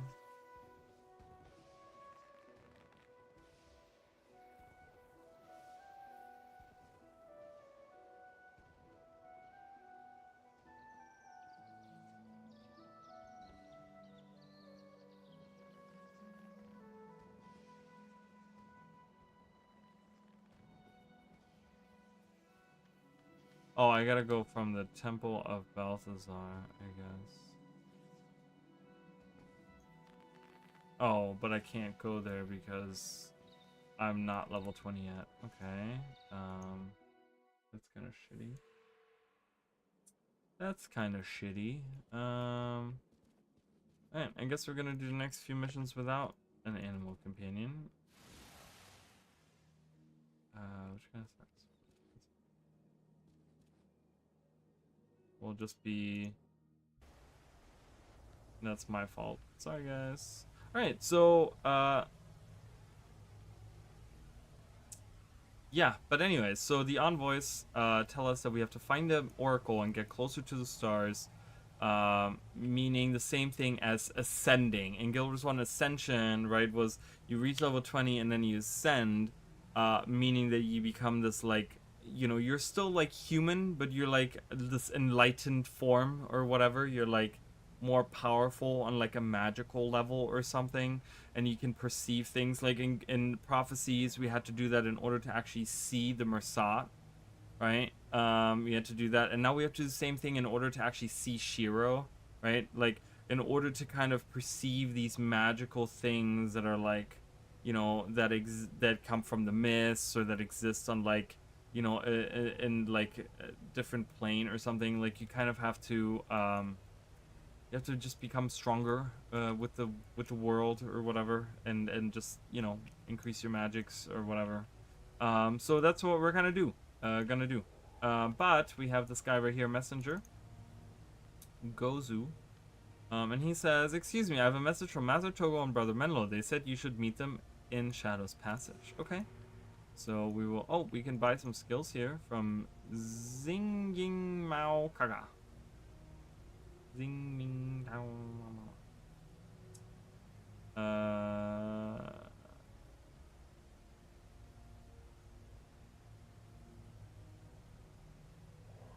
Expertise. Ooh. Oh, sorry, guys. I'm gonna get some... Yeah, we're gonna do some marksmanship stuff.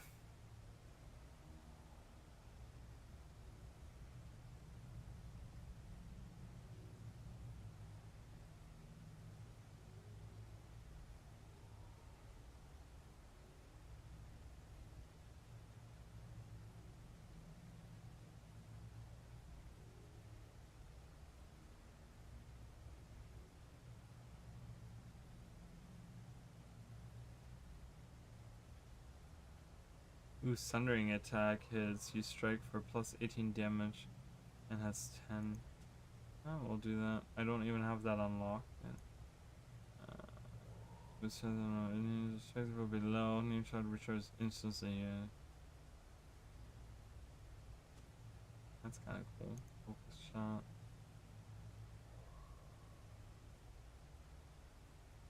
I'm unlocking some skills. I don't have everything unlocked, but that's okay. We're slowly doing that. So I'm gonna take some of these out. I'll put them back in next time. So we'll do some of this until we can get our little pet we're just gonna just kind of do this. Oh, I don't need Peace Mastery right now, so I can do expertise. Let's do expertise.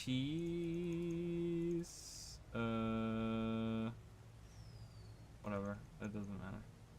Okay. Should do wilderness survival because that'll help me heal myself. Power shot is good. Thundering strike is good. Heating shot is good.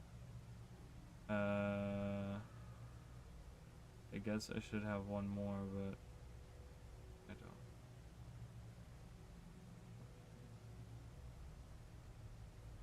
Whatever, it doesn't matter.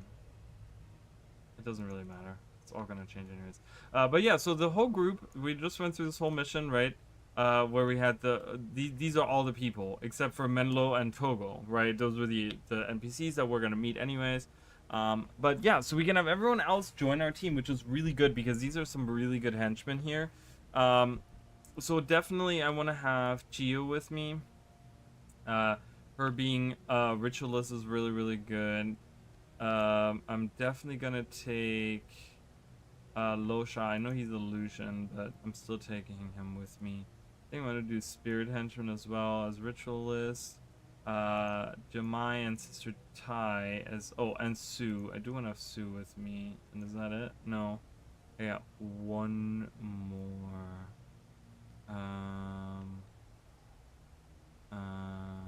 Oh, I'll take Eve with me. Or Sin? I think I'm gonna do Eve. Okay. So that should be a pretty good group. That's a pretty group. Big and good group of people. Alright, we move on. So here we are. We gotta meet these two. Summon my imp, as always. Alright, he says, keep your eyes open. Thugs and pickpockets, blah, blah, blah. Nika was just starting. You must see the Oracle of the Mist and become Veno Su. Brother Mandela at this point, I think, is like ascended, so he doesn't really need it or whatever. The Oracle can be elusive, but I imagine some of my recent students may know where to find him now. Many of them seek to become Veno Su after leaving the monastery. I heard that Nika saw the Oracle not long ago. I think I know where she can be found. Okay, so we talk about Nika. We talk about Nika because one of the students that we kind of met, we left her behind because, you know, we're hanging out with the trainers now, rather than the students of the monastery, right? We're not hanging out with the headmasters yet, but we're hanging out with the trainers, the ones that are training all the people, like Sue, Sister Tai, Professor Guy. Like, these guys are Lo Sha, they're the ones training people at the monastery. And we're hanging out with them. We kind of left behind some of these people like Mai and Yoon and Lucas. Like, we kind of left those people behind because we're getting stronger than them, and there was like a big power gap. And they're kind of maybe they're hanging out more towards the like where not all this stuff is going on. You know, we're the stronger ones. We're going right into the midst of stuff. But Mai is the cousin to Nika, right? And Nika is a descendant of Vizu. And there's like this weird, I mean, it's so weird because Vizu is kind of like, Nika takes Vizu's place in a weird way, where in Guild Wars 2 you can see Nika's ghost and you can talk to her about her heroics, where Vizu in Guild Wars 1 is the one where you can meet her spirit and you talk about her heroics. But Vizu is the one she didn't kill Shiro, but she helped Archimedes and Saint Victor. They both killed Shiro at the same time. You can see that in the Guild Wars 2 Factions trailer. You can actually see that happen. And she's the assassin there that disarms Shiro so that they can each, Archimedes and Saint Victor, they each pick up one of his swords and kill him with it. But she's the one that disarms him because she like shadow steps behind him and disarms him. Which we later find out that he talks about how like cowardly that was or whatever, but Vizu's just like, whatever, I defeated you, that's all that matters, you know. But Nika is a descendant of hers. Okay, so Vizu is a legendary assassin from 200 years ago, and Nika is a descendant of hers. And then she kind of becomes, she leads the, you can see right there, the Obsidian Flame. and she is this powerhouse on her, like, you know, on her own accord. Like, she's really, you know, she's made a name for herself and stuff.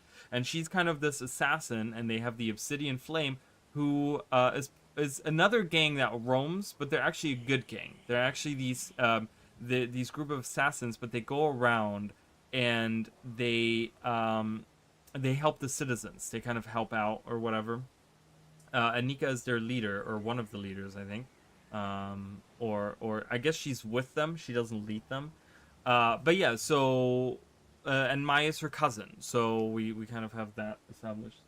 Yeah. Anyway, so Nika was just starting at Xingje my last year there, but I got to know her fairly well. She's an assassin with the Obsidian Flame now, and spends her time in Bukdek Byway, I believe. If anyone can help you find the Oracle of the Mist, she can. The only trick will be getting her to help you. She can be a bit willful, and believe me when I say you don't want to make her mad. Just tell Master Togo just tell her Master Togo sent you.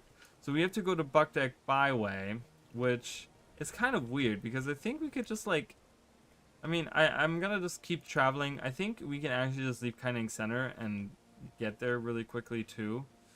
We don't really need to go through here, but yeah, I'm just gonna go through here because we have this really cool group of people with us, and I would like to just kind of keep them.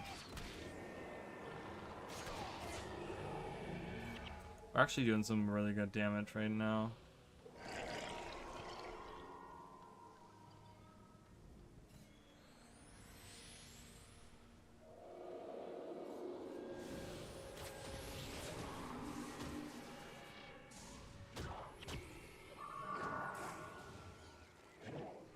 I'm healing myself. Screw you.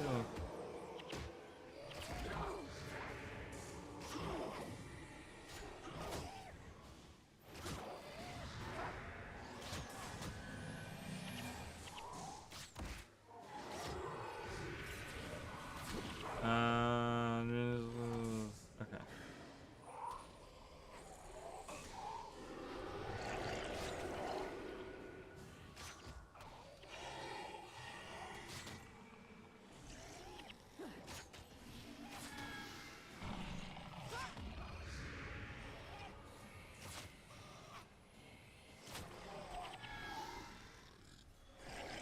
I love that you get that the sundering attack has like this shooting star sound effect. It's really cool. Alright, come on friends, let's go. I don't know what she uses. I gotta kind of look at that. Poultice. I don't know if I think she uses like blood magic or something. I was kind of hoping that, I think she has like, not blood as power, but she has like the one that's not the elite version of that, I think. And I kind of... You guys gonna attack or... Shadow Strike. Blood Ritual.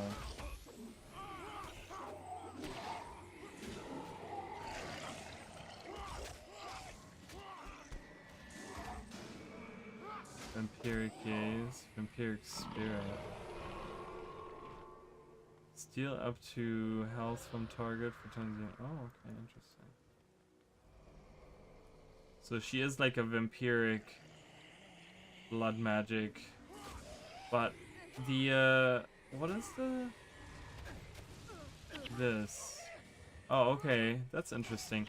So she does have the spell that I was talking about, so she can actually give you energy regeneration, which is super nice in a group full of casters.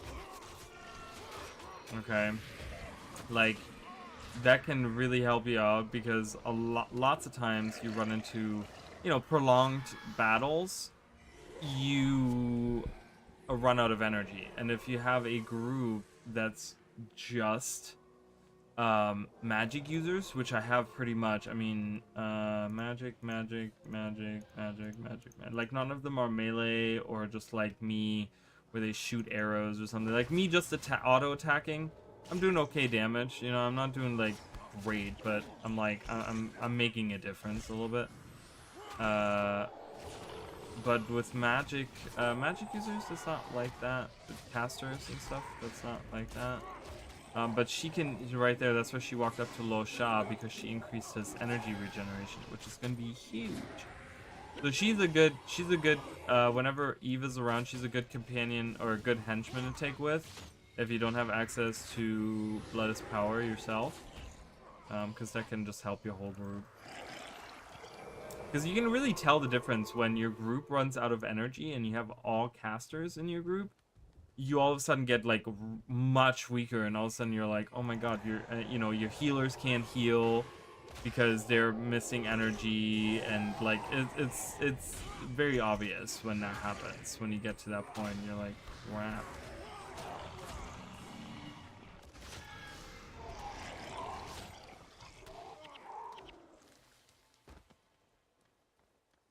But yeah, we're moving on, and there's a statue of Alyssa with vines, thorny vines around them.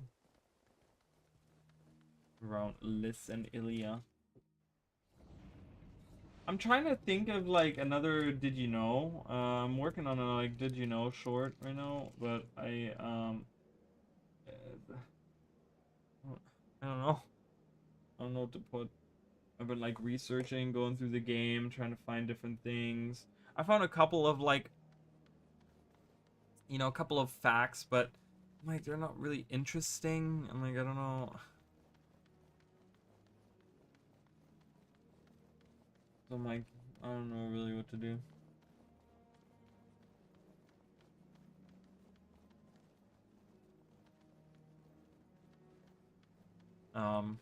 Where did I go?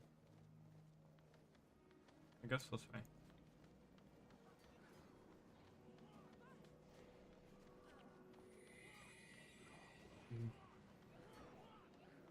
Yeah, there's no pets around here, so kind of me having given up my pet was kind of not a good idea. But that's okay. We have the leaning tower here. I think I'm gonna do the little map stream once I'm done with this playthrough of factions or whatever, and then we can look at like all the cool maps of Guild Wars. And then after that we can start the Nightfall playthrough. But I kind of want to look at those maps just because now that I've found it, I'm just like, this is really cool.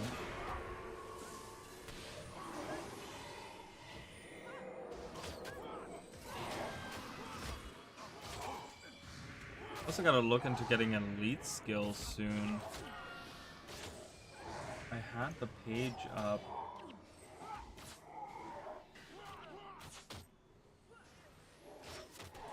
Was that the one?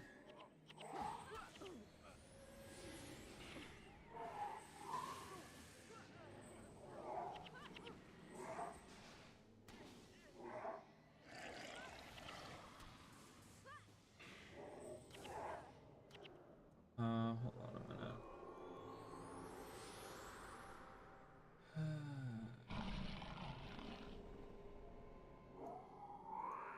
No, I'm gonna look at Beast Mastery. There we go. There was... Oh, Heal as one was the other one. Oh, that's much later. Wasn't there another one? Lacerate? No. No, no, no, no, no. No. No, that's it then. That was the one. Unranged lunge.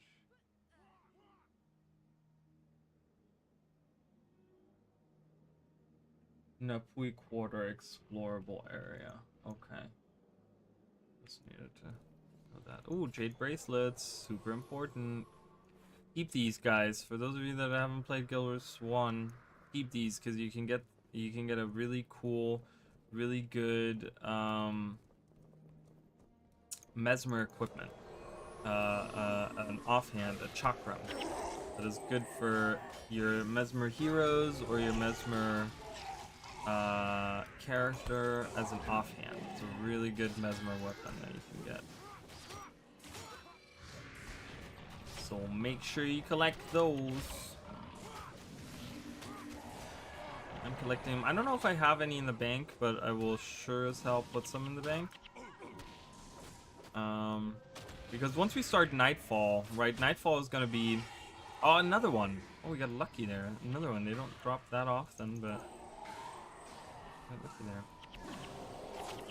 But once we start Nightfall, I'm going to make sure that my my heroes are as strong as possible. I'm going to try to give them as many runes and equipment and stuff as I can get. And I will even waste all of my money on that, because honestly I don't do anything with my Guild Wars 1 money.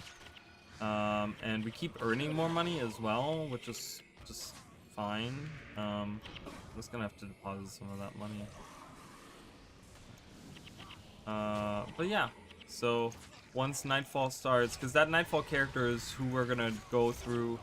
So for Eye of the North, like I said, I would like to do... So I'm going to do Nightfall with the Paragon character. That's going to be a Ranger secondary. We're going to get a pet on that character.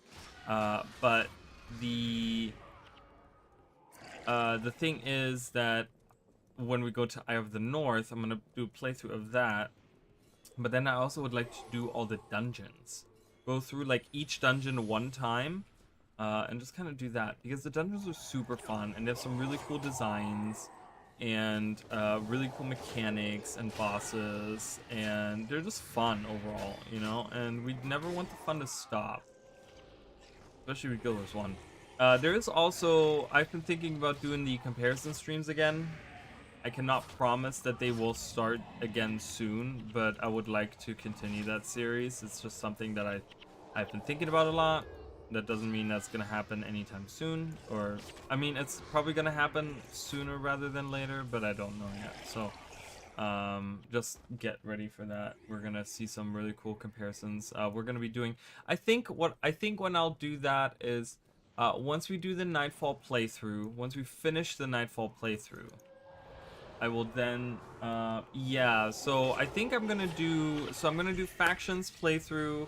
We're gonna do a stream of the map stream, right? We're gonna do a map stream. We're gonna look at all the different maps of Guild Wars 1, and then I think I'm gonna go do the Nightfall playthrough, and then after the Nightfall playthrough, I'm gonna do the Elona region, the Crystal Desert, like, you know, all of Elona, as comparison streams, and we'll go through and we'll do Elona in comparison streams, because we haven't done that yet. We've done Porteria, we've done that, and then I could do when I do Eye of the North, I could technically do like an Iceboot Saga. I mean, not that there's much to see there, but I could do an Iceboot Saga look at like comparison or whatever, because there's like Bureau Marches and Grothmar War Downs, which is Grothmar Valley in Guild Wars 2, and then Drakkar Lake, which is part of Bureau Marches in Guild Wars 2, but in Guild Wars 1 it's its own area, and we could look at those areas. Drizzlewood Coast only has the mine area in the bottom. We can take a look at some of the areas there, but there's not going to be much there, but yeah, so that's probably the plan for Guild Wars 1. I don't have a specific schedule of those, but that's probably how I'm going to do. We also, just so you guys know, my sister and I, it was really funny, and I think we're going to talk about it. I don't know when, I don't think tomorrow, but sometime soon we're going to do a co-op stream. But last Sunday, let me tell you guys real quick. So last Tuesday,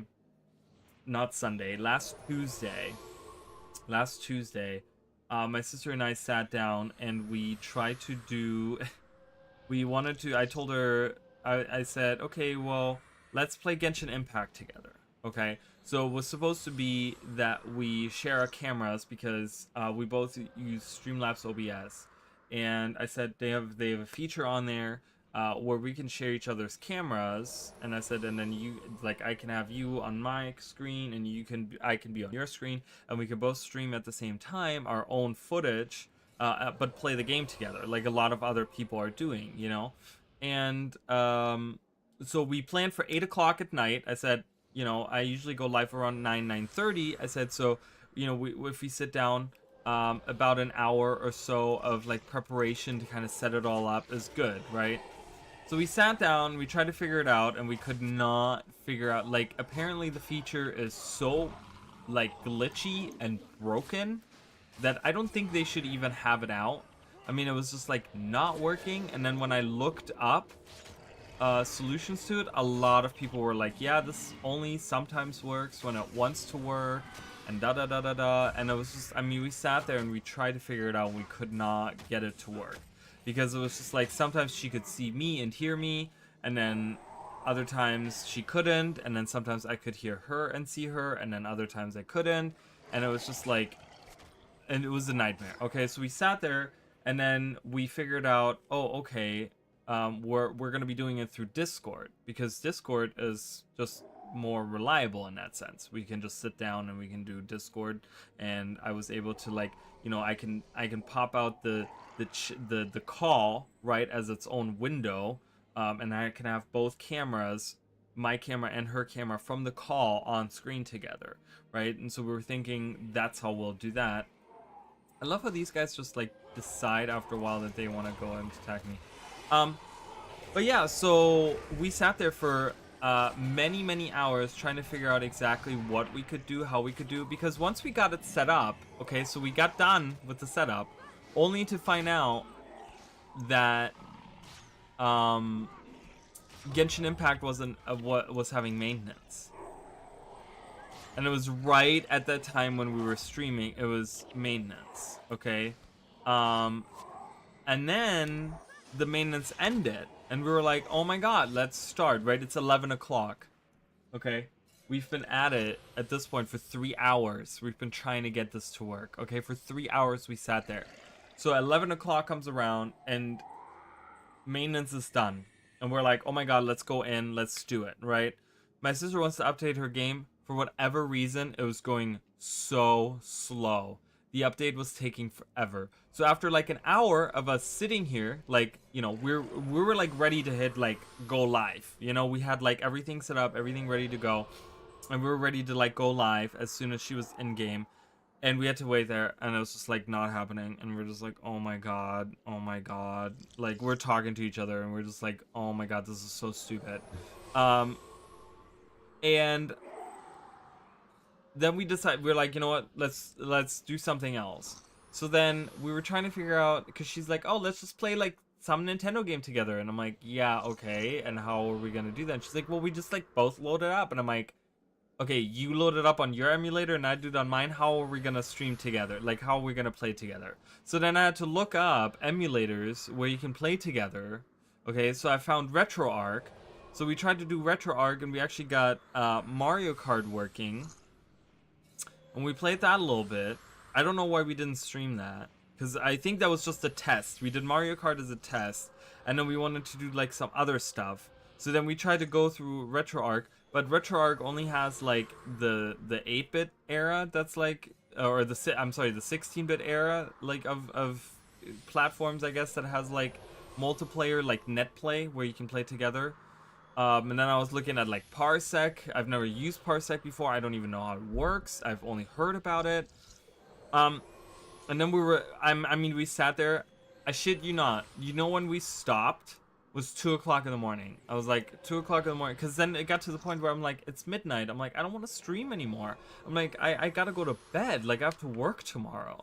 So I was just like, oh my god. So we ended up not even streaming. We literally sat there for 6 hours and tried to figure it out. For 6 hours we sat there and we couldn't figure it out. And I was like, you know what? I'm done for tonight. I'm not. So the idea is that we will be streaming, co-op streaming at some point together. Hopefully, we wanted to do Genshin Impact because my sister has been playing it a lot, and I haven't really played it. And I would like to like continue playing it a little bit, and she's just having a really good time with it. So I figured that would be a good game to play, and that didn't happen. But at some point, yeah, I know it was pretty bad. But at some point we will be doing that, so just get ready to see that happen, maybe. So get your hands off me, Pongmang. You are unfit to touch me. Such harsh words. We only want to talk. Careful, you saw what she did to the boss's guards. I said, get your Kai-Sang hands off me. This is Nika. Or what, princess? Or what? Or my friends here will have to have a talk with you. Talking about, oh, I think she's talking about her daggers that she has.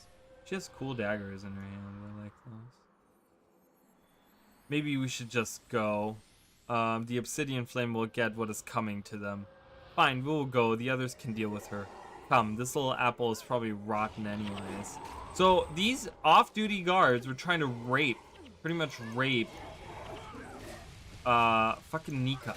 Okay, they were trying to like rape her, and she's just like, I'm gonna kill you. I'm an assassin with the obsidian flame. We're not to be trifled with. Like, you better get your filthy hands off of me.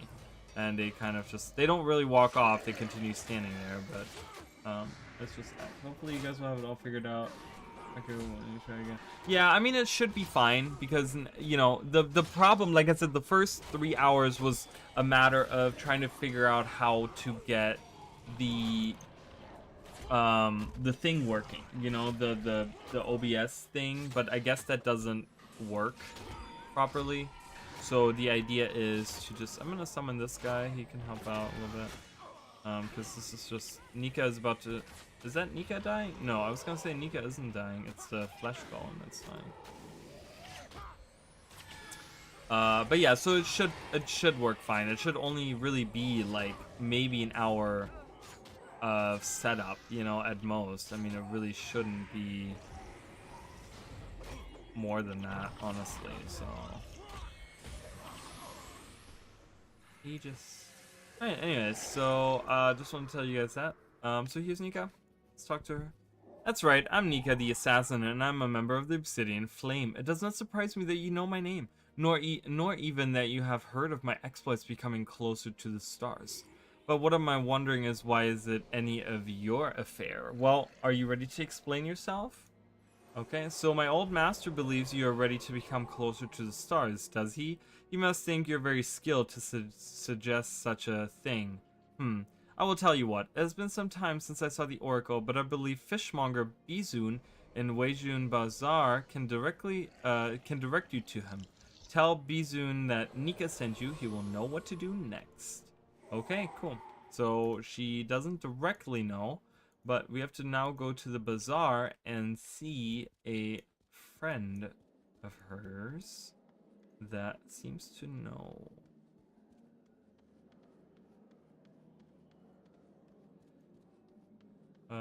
Let's take Headmaster Vang with us, Kaiying, and take Alan with us. All the friends we've made along the way. Alright, so we'll just move on with our lives. Off we go.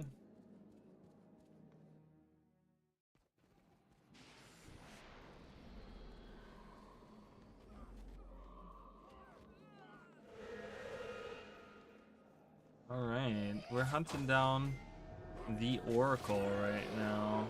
Let's see where he's hiding.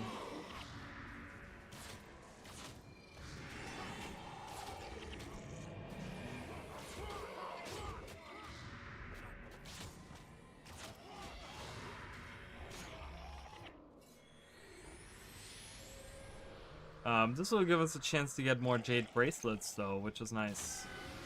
Defeating these Jade Brotherhood. The Jade Brotherhood headquarters, by the way, is on this island right here. If you go across that island, you can see a crap ton of them. They're everywhere. Okay, they're everywhere on that island. And that later on, during Winds of Change, actually becomes like this thing where you have to go through and I think, is it at that point that the Umpha and the Brotherhood kind of like stop fighting with each other? Oh, I love how we have a Jade Brotherhood knight who's friendly up here. Oh, there's a specific reason for that. So see how there's no one here? Remember how that boss was here that killed us? Again, there's 2 dragon motifs on here, by the way. I just want to point that out again. Again, it's not one central dragon in the middle, which would have been nice as well, but it's 2 dragons. I don't know. I don't know why there's 2 dragons everywhere all the time. But yeah, anyways, so there he is. But we have this guy right here. And there's no enemies around, as you guys can see. Across the bridge, there are people. Like I said, that's the headquarters of the Jade Brotherhood right there. Looks a little ominous. But... Right, here he is. He says, some people say that water around here is polluted, but I promise the fish is still good to eat. Believe me, I sell the finest three-eyed salmon in all of Cantha. Not interested? Suit yourself. Alright. He says, Nika sent you? Thank the gods. You're just in time. The Jade Brotherhood is returning any moment now. Alright. So we do have this friendly Jade Brotherhood knight coming down. And he says, it is collection time, Bizun. No more excuses. Nika's friends have promised to protect me. You will take no more of my gold. We have not promised. We fear neither Nika nor her friends. Get them, men. Yeah, so we were volunteered to protect this guy, apparently. We don't even know what's going on. Apparently he owes the money or something. No clue what that is about, but... yeah, okay. But that's not the end, I don't think, right? Is that the end? No. See, they're coming across the bridge. And from over there. I mean, they're coming, I guess, I mean, that is the guild hall, so they would maybe be coming from there. Let's stay close together. Okay, never mind. The minions are going ahead.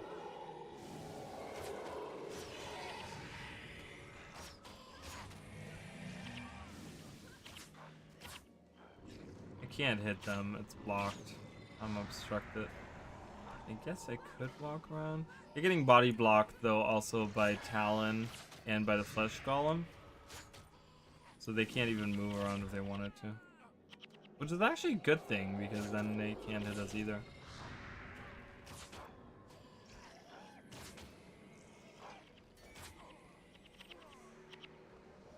Alright, we did it.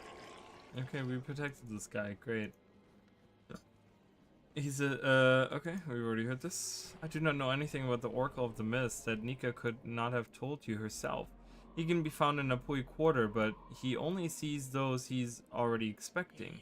You can try pleading your case with the gatekeeper, Loud Ko, but he's surely, and hard of hearing, keeps people from taking their way, talking their way past him, I guess. Oh, by the way, thank Nika for me the next time you see her. I'm grateful that she sent you to drive off the Jade Brotherhood. So, we were kind of deceived a little bit, I have a feeling here. And I don't think they really ever go into any of that. But we were deceived in the sense that they kind of are like... Nika sends us here to talk to this fisherman, the fishmonger, and... you know, he's just like, oh yeah, protect us. But then he's like, well, she could have told you that herself. She knew this. So he knew that he was in trouble. And she was like, well, rather than dealing with it herself, she's like, I'm going to send these capable adventurers out there because they can just take care of it. They can just protect him. I don't know if I'm going the right way. I don't know. I'm gonna keep going this way. I think at some point I have to go up to the right somewhere over here. I think.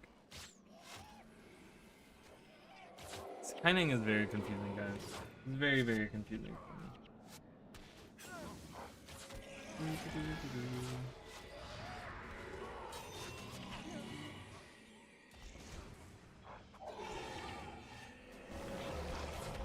I probably, actually, you know what? I actually need to go the other way.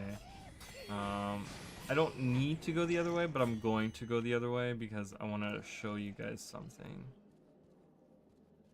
There's a little side quest. I just thought of it, but I wanted to show you guys. So, we're going the other way.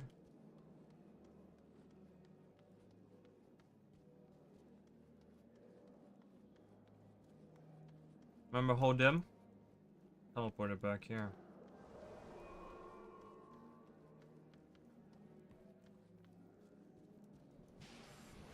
I mean, it's kind of weird that in a world where like magics are like everywhere, people get easily impressed.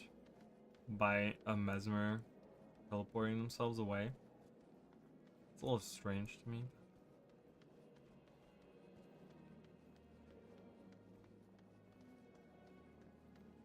I really like this area. It looks really cool. I mean, it has all the scaffolding on the front, which is kind of annoying, but all these, like, it reminds me a lot of, like, Spirited Away. You know, the bathhouse, like, on the backside where all the people, like, kind of hang, you know, the workers live or whatever. That's kind of what it reminds me of. Am I still going the wrong, am I going the right, no, I'm going the wrong way again.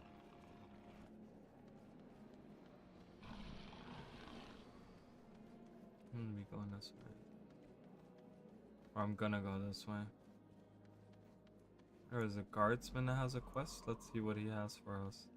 If he has something that I can do on the way, I might do that.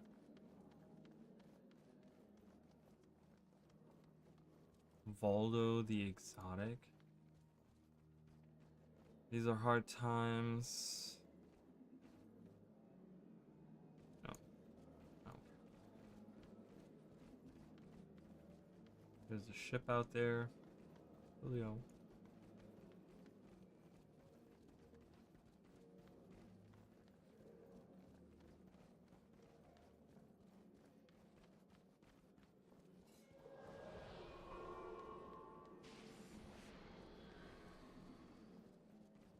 Okay, there's a specific reason why I wanted to go up here, because I need to go somewhere over here.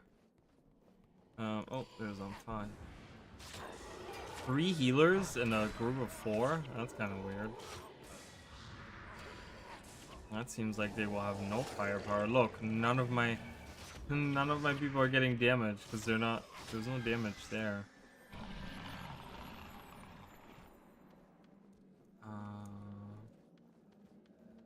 It should be through here. It's really cool to see this on the outskirts. The rocky, like, pillars and stuff. It's really cool. Adorning the, like, this little cove here.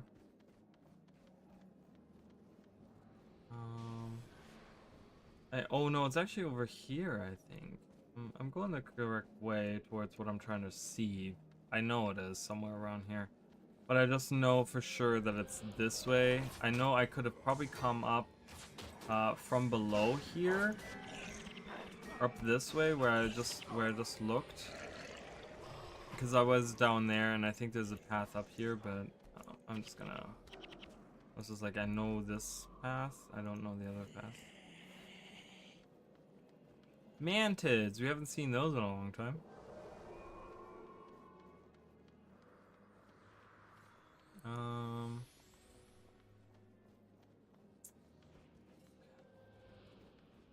Right. Yeah, we're almost where we need to be anyways, but I want to do something first, and it's right over here on the left. So I would have come up this way as well, perhaps. I don't know, but remember her? So Palmu, for those that don't remember, she was at Haiju Lagoon. She was at that little town where the guy was telling about the bog beast of Baku. With her son. Her son was sick, and she had hired this nanny to help take care of him. And then the nanny ended up stealing the money and got eaten by a drake down in the lagoon. And then we had to retrieve the coin purse, and there was nothing in it. She was like, "Oh, that was the last of my money, and it's all gone now, and whatever." And she was like, "What am I gonna do?" Right? So we meet her again, and her son is nowhere to be found, which I don't remember if that plays into the quest or not. Let's find out. Petmaster Raleigh, please, you must help me. My son has fallen ill with a terrible malady, and the healers claim that the only cure is a rare medicine known as Thorn Devourer Salve. The Celestial Ministry has a huge supply of the medicine from all over the world, but due to some silly regulations, they won't allow me to purchase it. Will you help get some for my son? Alright, well, let's do it. So we don't see her son around. So we have to kind of go back to where we just were. And that's why this quest is kind of super annoying. Because it's like, you have to now go back to where you just were. But that's okay. We'll just do it real quick. It doesn't... Not a big deal.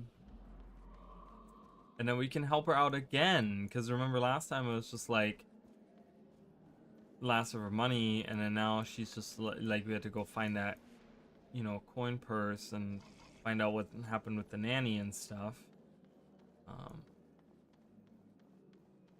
Yeah, and like I said, I think there's a more direct route that I can take. Is there a way down here? Is there a way down? I think there is. We could at least fight some enemies on the way. It does take longer, but it does give me more experience points. Only 17. I mean, I need 3,600, so 17 is like nothing.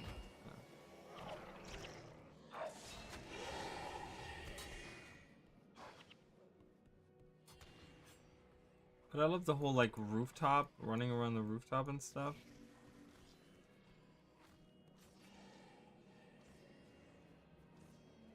I think there's a group that's gonna pop up like right here. Come on, hurry up. Look at my fire hub.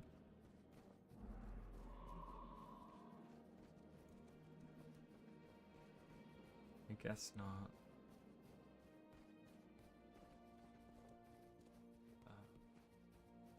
Yeah, so I did go kind of the right way, I just didn't know it. And that would have been much shorter than going all the way around. That's okay.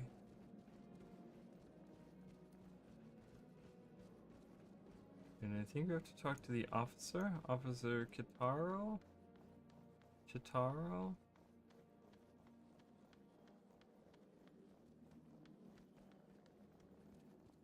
Not sure. The Ministry of Flame is here to help those in need. Okay. Why do people continue bothering me about medicines and cures? You just said you were here to help. Speak to Guardsman Pa. He's responsible for our medicinal stores. If he has the medicine you seek, you may petition the case after all the appropriate scroll work is filled out in triplicate. So remember how like in Guild Wars 2, they always talk about like paperwork and stuff. In Guild Wars 1, that's not super prominent, but when you do side quests, you do see that coming through, that the ministries are all about like filling out paperwork. And we'll kind of see there's like this weird opposition that's going on where the Oracle, you know, the Oracle is almost like the mystical leader of Cantha, right? Where he's like he's the head of everything magical and mystical and stuff. And then you have the ministry and the emperor that are leading the more like the practical, the like actual affairs of like, you know, how everything, the regulations and the laws and stuff, like they're leading, you know. And it's kind of like, you know, the Oracle is the man of action, where like the ministries are all about like filling out paperwork and doing all that stuff, you know. Which is kind of a weird theme. Again, we do see that in factions a little bit with like, remember how Yijo, we had to help him with his practical stuff, you know, and that's what ended up like getting him killed, is because he wasn't so good at practical application. He was talking, you know, he was more about like the studious kind that would like open a book for every problem and just try to study the issue and try to find out that way. Where, you know, where we were the ones that are like the practical ones. You know, we didn't open not one single book, and the whole time we were in the monastery, we didn't read any of the signs that were around, even because I kind of knew what they were about. But you know, we were like the practical application. So there was kind of like Yijo was our counterpart in that sense, you know. So there's the guardsman right there, Guardsman Pa. He doesn't have an arrow on his head, which makes me suspicious. Chitara sent you, eh? Okay, so now they want me somewhere else. For Thorn Devour Self, I would love to help, but I have none. The last remaining bottle was sold to a wealthy nobleman named Budo a few days ago, and the ministry has refused to order additional quantities. Something to do with a forced shortage intended to drive up the price. Perhaps Budo still has some left and willing to sell. And all of these guys have side quests at the same time. Could you possibly find Chitara for me and ask him whether the Ministry of Flame can assist with some medical supplies? So he's also looking for meta. It's kind of weird how they have these like little side quests. I can do that at the same time because I gotta go right over here. So we have to run back and forth, which is so weird, right? She's like standing right around the corner from this guy that's in charge of the medical supplies, but then he doesn't have any medical supplies, and he's actually asking the other guy that we just came from, who told us that he's in charge of medical supplies. He's asking him for more medical supplies. Like, it's a little obtuse and weird and probably confusing on purpose. Kind of goes, it kind of fits right into the thing I was just talking about, the theme, where it's like paperwork versus practical thing. You know, where they're just like, oh, this guy's in charge of this and this guy's in charge of this, but this guy doesn't really do da da da da da da da. You know, and it's like, oh my god, it's like real life. You try to solve a problem and you gotta talk to like 17 people and you go in circles. That's what I did the other day. Who did I call? I called someone. And it was an automatic thing.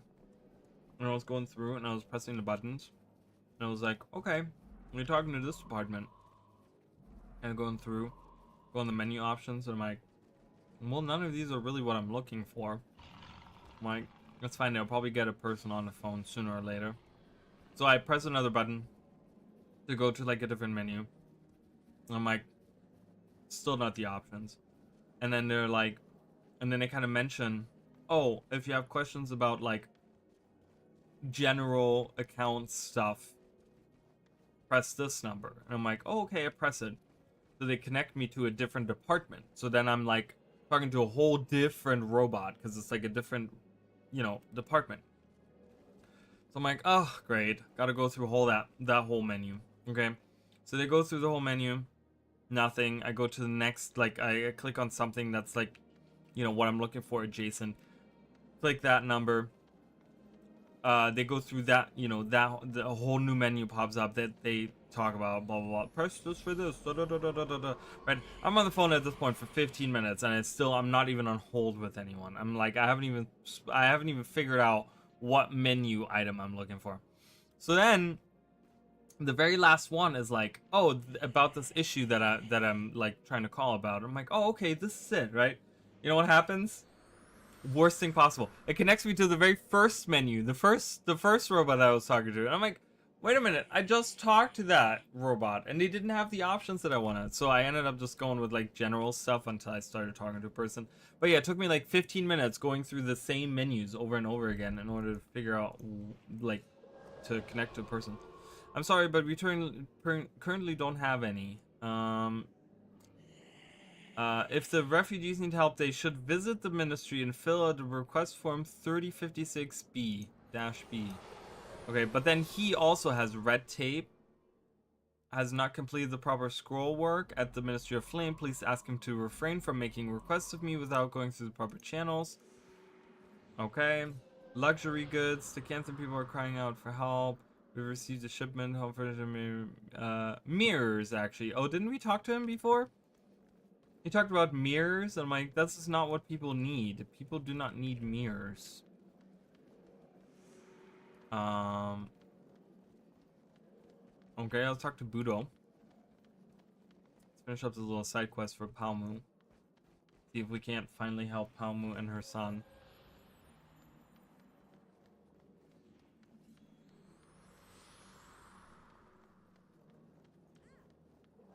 But yeah, it was super annoying. Oh yeah, so doing side quests in Kaineng's city gets you Imperial commendations. Now those are really cool because you can actually get some decent stuff, I want to say, for them. So I'm gonna I might do some more side quests at some point to get some more of those. Get away from me, commoner. There's no telling what kind of terrible diseases or parasites you carry. What do you want?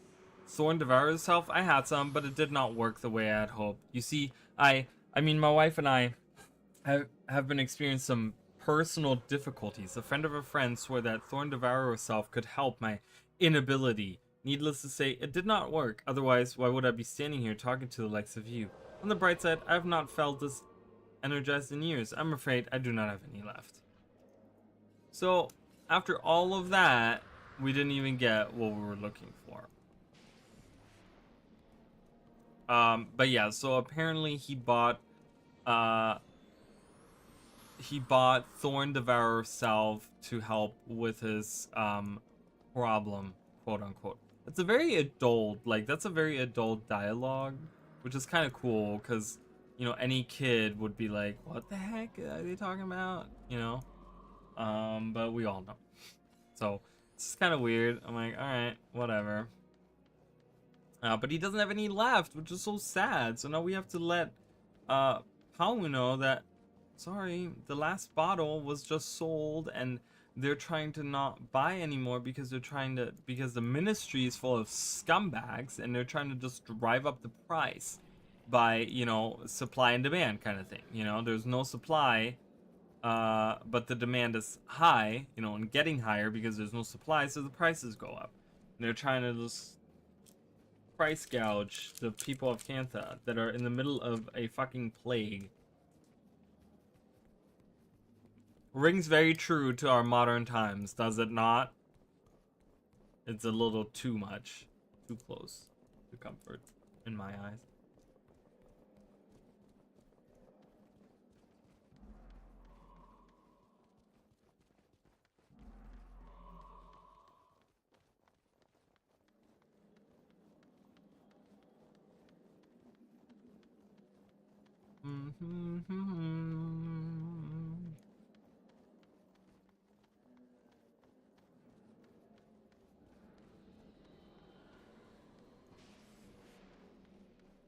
And we can finish probably. I don't know if this one needs to be. If I need to go back to see the guy or not. I would like to just level up. I kind of want to level up. I mean, I could have already leveled up because there's a lot of side quests I could have already finished. Alright, let's let her know. A shortage? I see. Thank you for your help, Petmaster Ali. Perhaps I can find a ship to Kryta so I can acquire the salve myself. So this lady, I mean, she's trying to do everything for her son. And she came to Kainang because she was trying to help with the sick, like he was sick at the time already, and she probably came here to to figure out what to do, and then she was trying to find the salve and then she couldn't, right? And that's it. There might be something later on. There might be like another quest later on or something where she's part of. I'm not sure.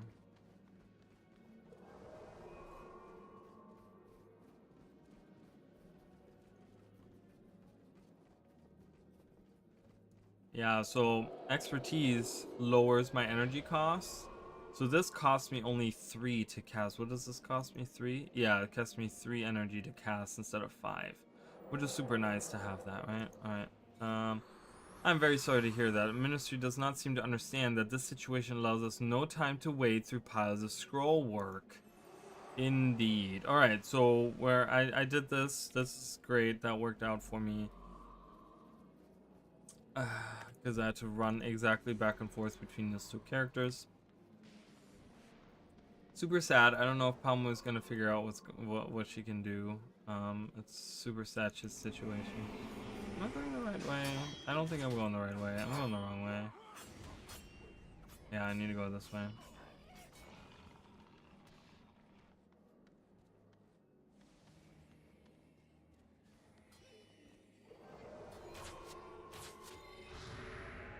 Attack, everyone. What are y'all doing staying there? Let's just kill them. I don't want my Fire Emblem to be like left behind. There we go. Alright, 19 guys. We're almost at level 20. We've almost hit max level.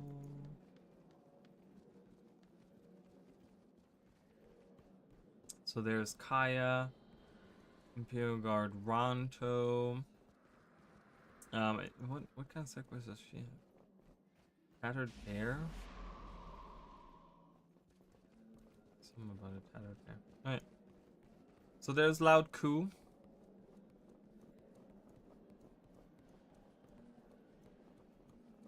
And there's a Celestial Kieran here.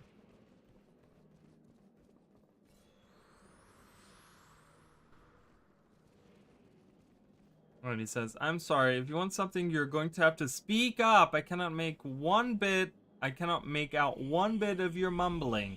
If that is the loudest you can talk, maybe you ought to try hand gestures instead. If you cannot manage with hand gestures, maybe you had best run along. So he's trying to keep people out of here, so he's just screaming at people and it's making them feel uncomfortable. The celestial Kirin is a sign that you are favored by the heavens. I was told to watch for just such a sign.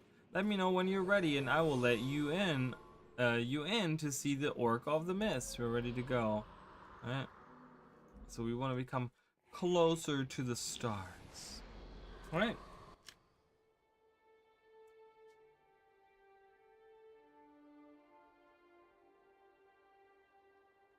Here's the Oracle. I wondered when I would be seeing you. My name is Soon. I am the Oracle of the Mists. I was sent here to... I know why you have come here. You are not the first to seek my help. You will not be the last. What The do stars in the night sky cast their light down upon the world, making physical replicas of themselves. I am Dawn, the Kirin, the embodiment of corruption, the being of pure good turned to pure evil. Ron sang the turtle dragon, the eternal paradox. Not one thing or another. A reminder that we will never fully understand the mists. Haiji, the phoenix, the representation of fiery eternity, awaiting those in the underworld. And finally, the mightiest of them all, Tamu, the dragon. A constant reminder of atrocity, pain, and anguish. You must defeat the avatars of these 4 celestial bodies if you wish to become closer to the stars. Only then will you be able to see into the spirit realm and truly fight Shiro Tagachi. But how do I... Get to the avatars, step through one of these portals, and you shall be transported to the location you desire. Choose wisely.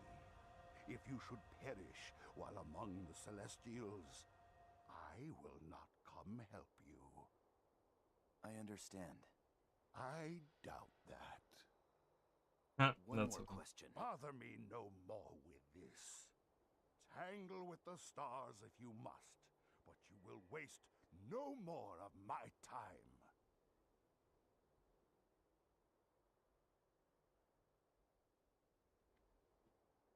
He's a very surly man, right? So he's kind of short with us, and he knows why we're here because that's what everyone does. Everyone is looking for him. You can read about the 4 Celestials that you're introduced to. I kind of talked about that. So there's an adept here. All is that it should be. It's time for you now to become closer to the stars. Alright, cool.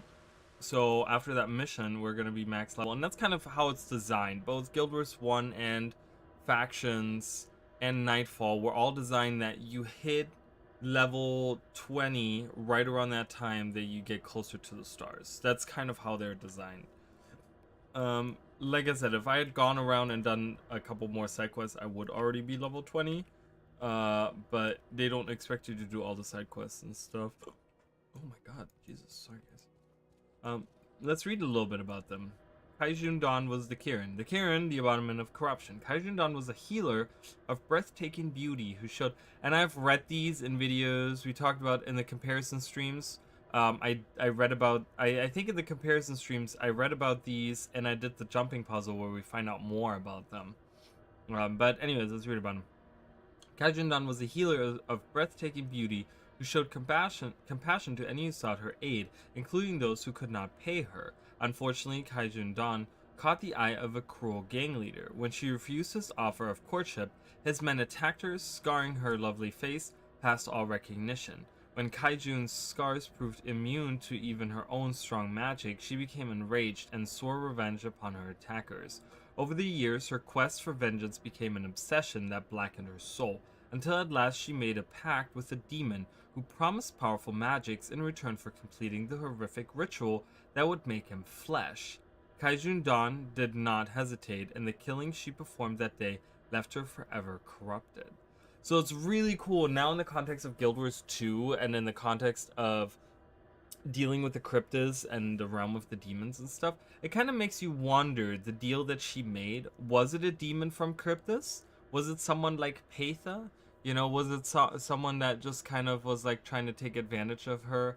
But it's really interesting that it says, until at last she made a pact with a demon who promised powerful magics in return for completing the horrific ritual that would make him flesh. So she did this. She completed the ritual. So she summoned some kind of demon to this world. Was it Kanaxai? Because we know that Kanaxai does exist. I mean, we don't know how long ago this was, right? Like, this is clearly many years in the past that this happened, but she ended up becoming a celestial somehow. We don't know how, but there's some kind of weird connections, interesting things. The Haiji, the phoenix, a representation of fiery eternity in the underworld. Haiji was the youngest of 8 sons from a noble family, long known for producing talented warriors. He did not like to fight, preferring instead to wield his paintbrush, with which he had unsurpassed skill. One evening, his family was attacked by a neighboring warlord. Haiji was tortured and left for dead, but as the invaders swept down upon his 2 baby sisters, he arose, took up the sword he had so despised, and single-handedly killed every invader. When his grim task was complete, Haiji dropped to his knees and begged Grenth to see to it that his family's murderers found no peace in the afterlife. Grenth heard Haiji's prayers, dooming the souls of the murderers to an eternity of fiery torture. Alright, very interesting.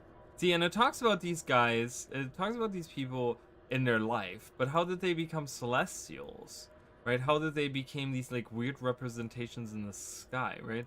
We see the moon, we see a couple of stars. Oh, we don't see stars. This is actually just around this altar we see some of the starry stuff happening there, but there's no stars, there's just the moon.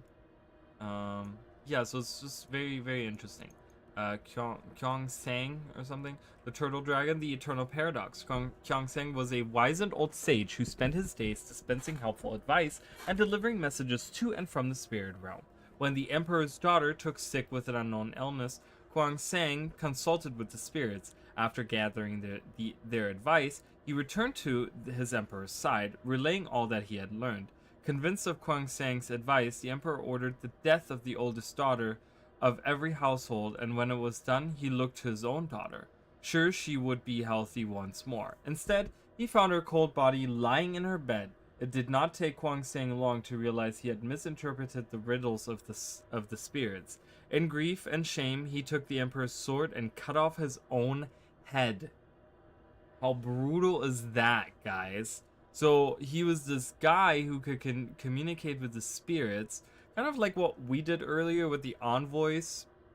You know, we have communicated with spirits in the past and stuff, but yeah, so he did this maybe at a time where spirits weren't so, like, where the barrier between the real world and the mist wasn't so thin. I feel like the veil is kind of like a little thin now, and during this time of the world of Guild Wars, you know. Maybe back then it wasn't like that, and it took special people that had like stronger connection to the mists in order to talk to the spirits like that. But the emperor's daughter was sick, and so Kwang Sang consulted with the spirits, and then he interpreted something that they said to him. And he had to interpret. I guess they didn't like speak to him in his own language. I guess they, you know, whatever, gave him whatever info. And pretty much interpreted in the way that every oldest daughter, every firstborn daughter of every household in Kantha had to die. So the emperor goes around, kills every firstborn daughter in every household in hopes that his daughter would be cured by that, and that was actually not what happened. So what the actual thing, and then Kyong Sang went and cut his own head off because he was like, well, you know, the shame of killing all of these innocent children is on his hands, you know, and you know, he made that mistake. But what they really meant, we don't know, right? What the spirits really meant, that we don't know. It never. And then we have Tamu, the dragon, a reminder of atrocity, pain, and anguish. Which, so again, obviously, this is Guild Wars 1 time. You know, when this was developed, way before the elder dragons were probably even conceptualized in any shape or form. Maybe someone, you know, like, had an idea of maybe doing a dragon story at some point or something. You know, there's a lot of dragon themes going on in factions, and maybe someone thought, oh, it'd be really cool to have like some big dragons that we can fight or something. But it's really cool how this actually lines up with what we know about dragons, right? Because the elder dragons, which at that point, you know, yes, there were salt spray dragons, which we will meet later and stuff, but the dragons of old, of 10,000 years ago, the elder dragons, right? They are atrocity, pain, and anguish. I mean, that's pretty fitting to what they were to the people of Tyria for a long time, you know. So Tamu was an empress, well known for her generosity and kind spirit. The people of her lands were all her children, and she made sure none went without food and shelter. When the Naga attacked, her private guards urged her to flee the city that she might save her own life. But Tamu would not abandon her children. She called to her people to take up arms and defend themselves against the Naga, and she herself went into the streets to do battle. Unfortunately, the Naga overpowered Tamu and her people, keeping her alive to witness the torture and murder of every single person in the city. Enraged beyond reason, she managed to break from her bonds and call down fire from the heavens, which streaked through the streets in the form of a dragon, incinerating the Naga attackers.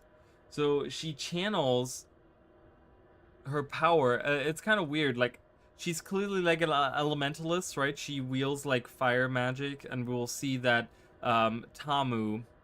It's weird because Tamu, when Soon addresses Tamu, he says, he does it with, he says he says, oh, he was the, you know, the dragon, he's the, you know, blah blah blah, whatever. But Tamu was actually an empress. She was actually a woman, and so she was some kind of elementalist, and she uses her powers to kill all the Naga that killed her people, right? But she does it in a way where she forms a dragon, and there is a we will see that when we face, like as I started saying earlier, Tamu, we will face against Tamu, and we see that Tamu is an elementalist. Okay, now I don't think the salt spray dragons or the celestial dragons, I don't think they use fire magic. I think they use air magic.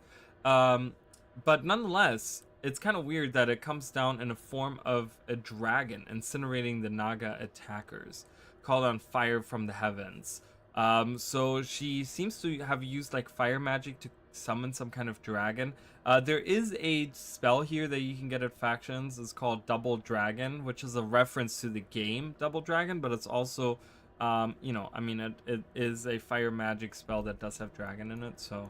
But it's really cool learning a little bit about these guys, and you know, again, this is kind of what I talk about. We see them for one mission, and then never anything about these Celestials ever again. Like, it's so strange, it's so weird, and this mission itself is kind of really strange. Oh, I can now have the better group together. Okay, Spirit Henchman. And then we do healer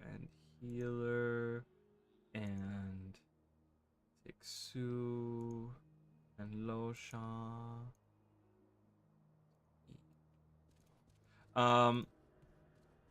Yeah, this mission itself is really strange. I mean, we kind of like, you know, the Napui quarter, like it's kind of weird. It's this area, like, look at the sky here. We're gonna start the mission, and you guys are gonna see, like, we go in to fight the Celestials now, right?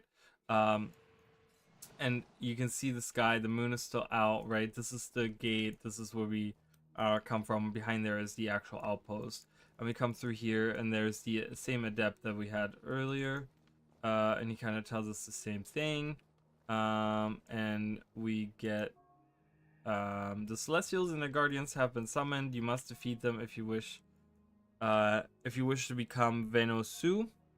Upon the destruction of a Celestial, its essence will spread, creating countless smaller Celestials that will endlessly return, much like the stars in the night sky. The difficulty of this task increases with each Celestial you encounter, since you will face not only that Celestial, but the essence of those you have already defeated, as well as the Celestial's guardians.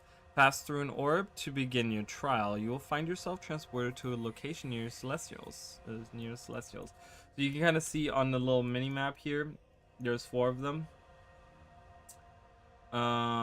And yeah, I think I'm just gonna start here. It doesn't really matter. But look at the sky, right? So we're kind of outside of the quarter. We teleport in a second.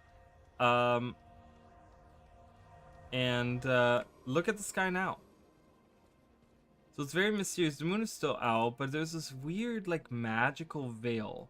And I always question that. I always thought about this as like you're kind of almost like touching the mists in a weird way, right? We always that was always this thing, because I've talked about this a lot, where I think the mists are like space, and like, you know, the different realms are like different planets or stars or something, right? Because we talked about how the 2 stars appeared in the night sky, and like all these different things, right?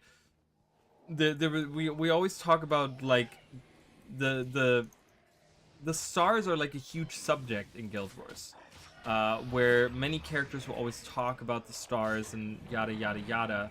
And then we had the connection to the dragons and stuff like that, and we're like, okay, well, what's going on with that, so on and so forth, you know? And it was always very, very strange in that sense. And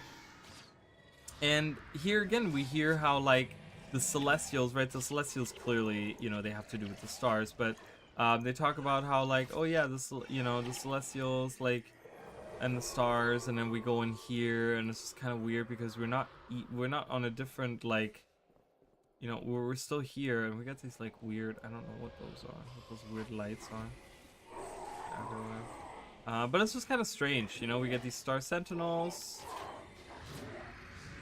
Yeah, I don't know, it's all very curious and very strange, and you guys can make up your own decisions on this, because I don't know if we'll ever get an answer as to what's really going on with the stars and the night sky in Guild Wars and Tyria and stuff.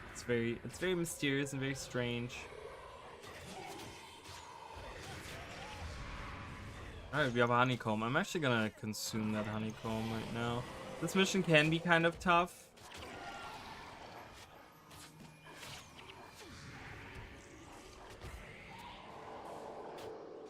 Because once you kill one of the Celestials, like the Adept just said, you actually start spawning these smaller versions of them all around. You can kind of see them, like, I think they like rain down from the sky, don't they? Yeah, they do. So you can kind of see them and the essences of them, kind of. But we have one defeated, and it shoots up into the sky, letting you know you did that. Alright, so we have 1 of 4 already done. But it's only gonna get harder because more and more essences will spawn.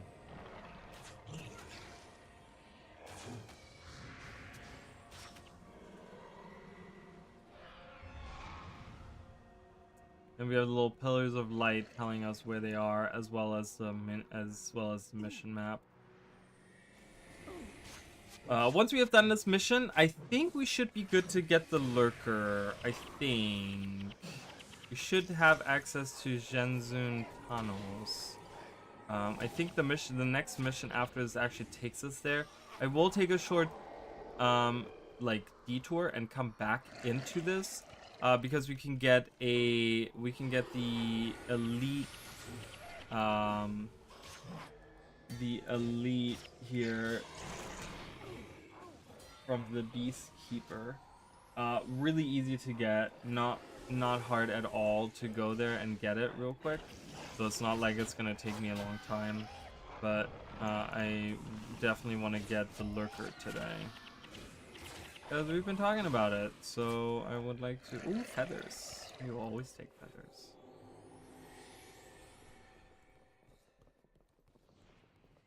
You kind of got to go around the building in order to get to Kwang Sang, who's down there.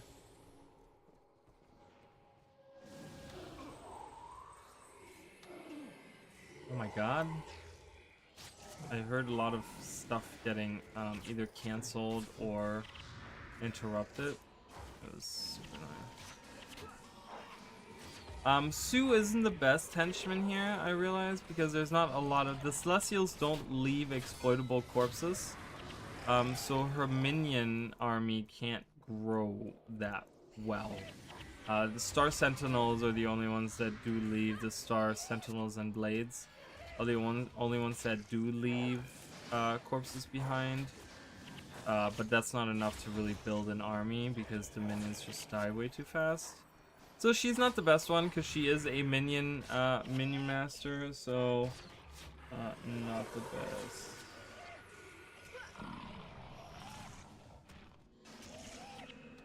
A birthday cupcake, we'll take that.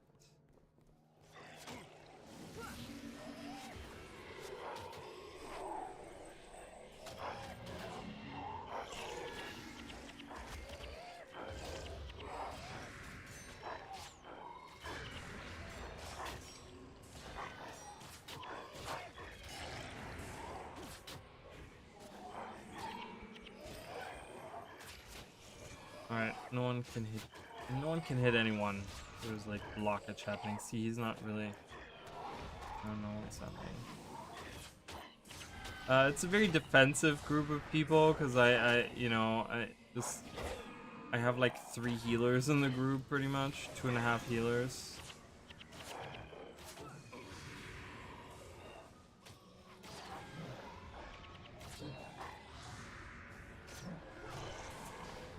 But we'll need it because, like I said, once you get more and more essences, I would say after the second one, it starts getting a little difficult.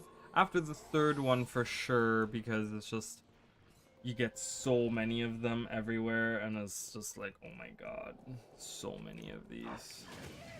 But yeah, look at that cool little sky. It's very mysterious. Is it because the Celestials have come down from the heavens too? I could play into that as well. I would love to learn more about the Celestials. Like, what does it take to become a Celestial? Alright, there's the next one. There's Kwang Sang, the Turtle Dragon.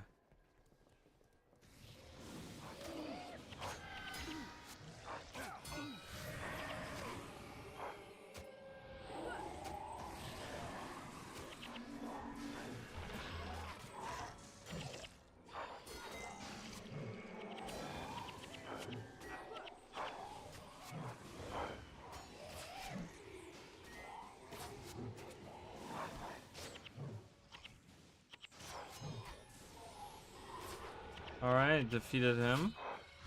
And Essence of the Turtle. I don't know, I don't want to collect any items, really. Oh, I'm gonna miss out on a lot of money, but that's okay, because I'm like at max money and I keep forgetting to deposit it. But that's okay, we're gonna make more money. We have plenty of missions still to do and plenty of enemies to defeat, and we'll be okay.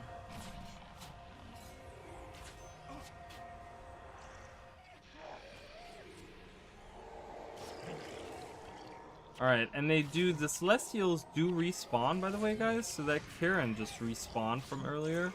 I guess it must have been the first one that we killed in the group when we got here. But then that took too long, so they respawned.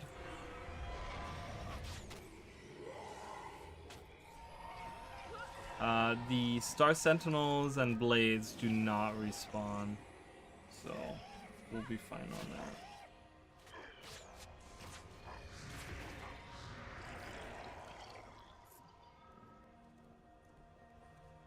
Alright, I think it's this way? Yeah, I'm pretty sure it's this way. Oh, I thought I could get through without fighting the group. It kind of sucks having to fight a group. Yeah, see, this is turning out kind of not good for us right now. Because her minion just walked over there, and yeah, it's a mess. That's okay.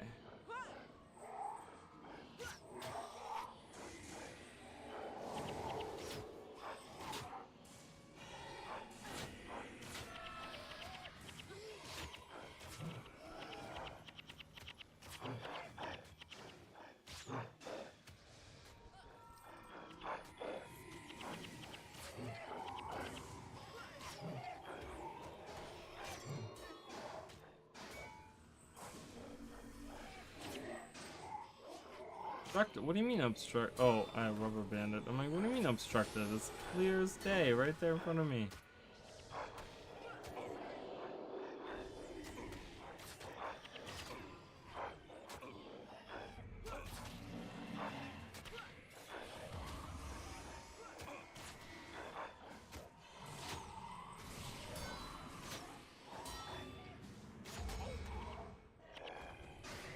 Oh my god, this thing is so long. Jesus. I should have summoned Ridlock. That would be stronger. Well, if the imp dies or something, or maybe I can. No, yeah, I can only summon one.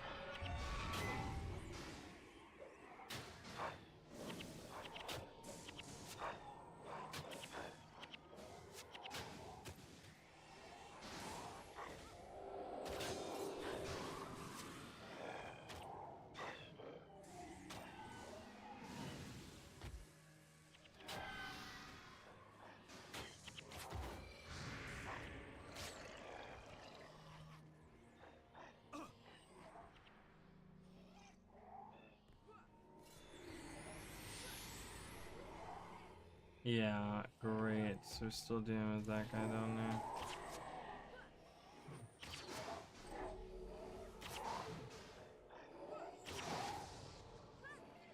Come on, guys, kill him.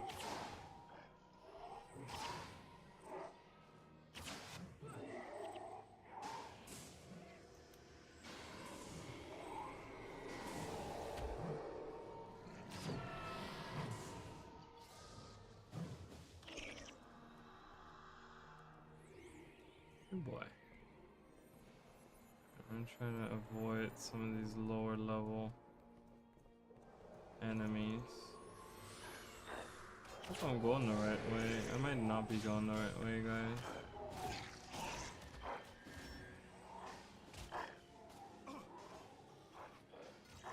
Yeah, I don't think I'm going the right way. I think I need to go this way. I remember now it's coming back to me. I have to go that way. And I have to go not down. Do I have to go down there? No, I think it's further through that way. Come on, everyone.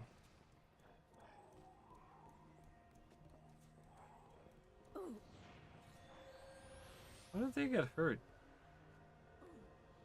Oh, because the essences came back. Oh my god. What a disaster. It's like I keep really going the wrong way. But that's okay.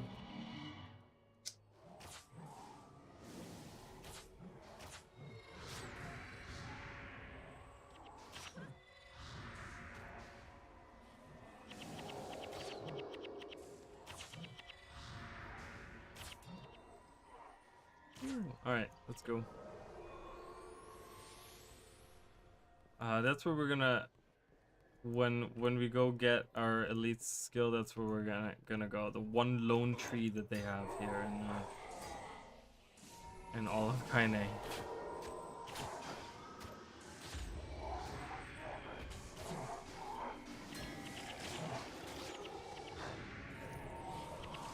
Ooh, money.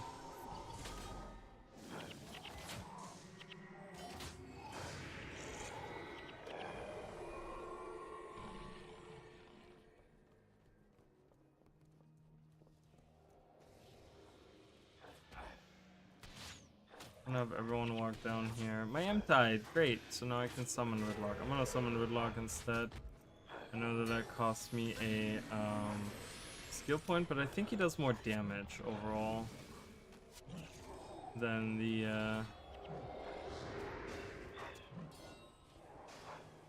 imp. And I think that's just important right now.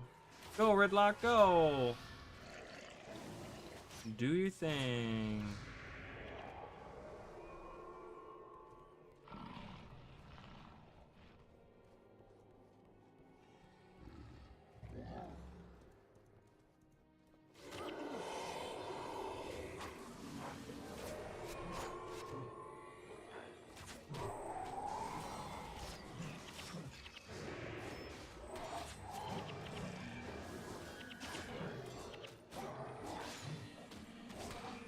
Attack the Karen instead.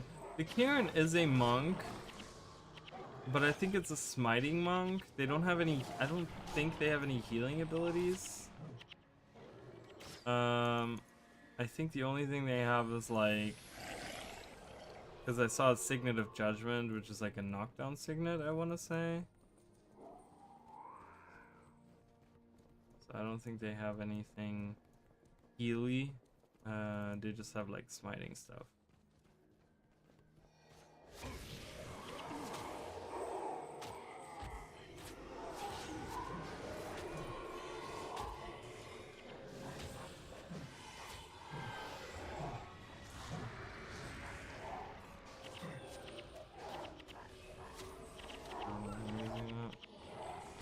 Celestial Essence.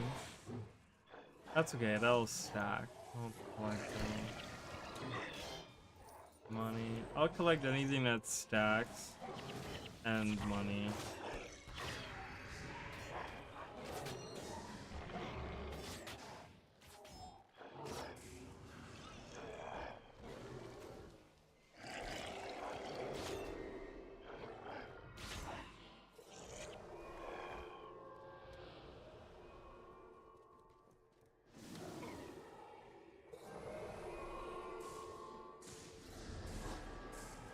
Super creepy. You have this rock and shit that rocks by itself.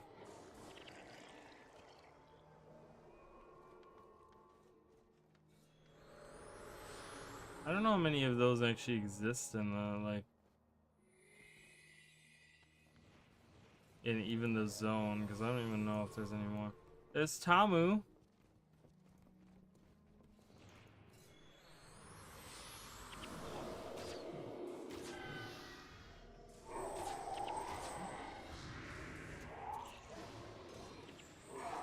Oh, perfect. We killed these two without getting the whole group involved. So Tamu uses, yeah, so he uses air magic. She uses air magic. So not fiery stuff, but like more like lightning stuff that she uses.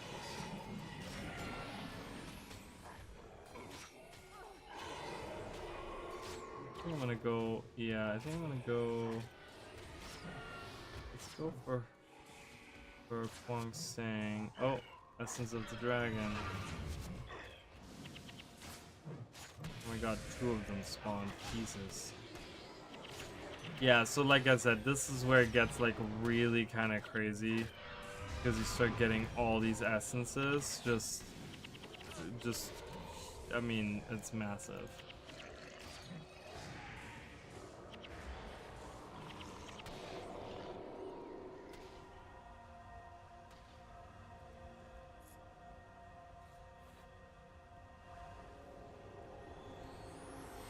Yeah, see, look at this whole group of celestial enemies. Two of every kind that I've killed so far. Plus the starlight in there.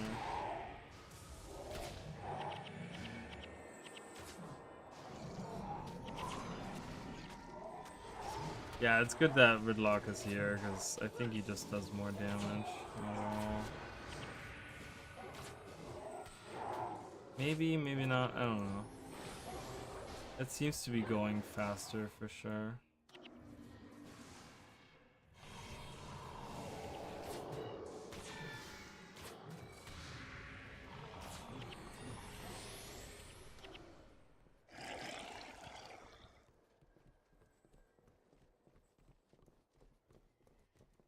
Alright.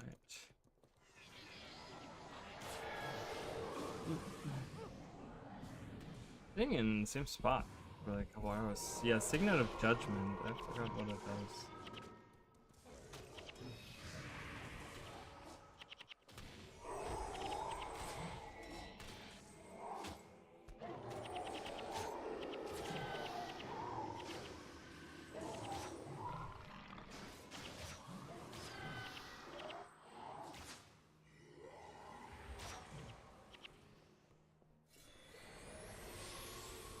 Had some graffiti over here.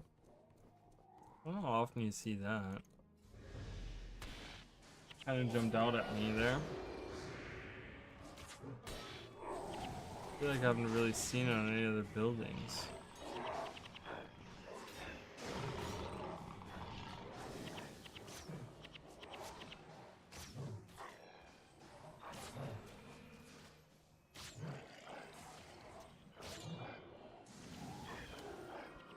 Ooh, cupcake.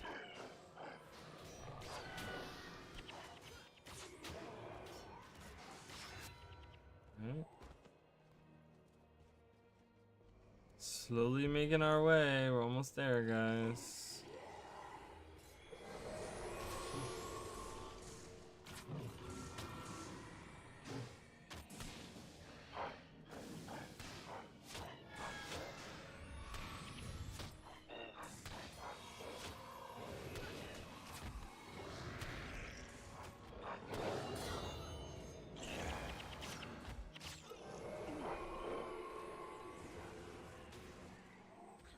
Oh, I missed some gold. That's okay.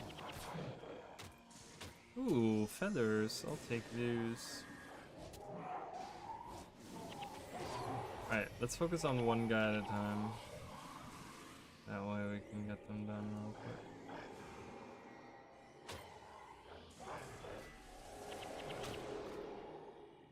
Alright, everyone, attack this one guy. Attack that one guy. Now attack that one. Right. Kinda like that.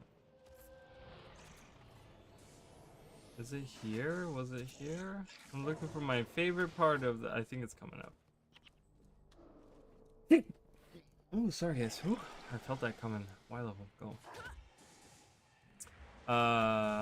There's something over there that's like my favorite part of the mission. And again, I don't know how often we did see the pug earlier. That was kind of nice. Seeing that. Jesus, can't talk after that sneeze. The sneeze has defeated my ability to talk. All right, shoot him.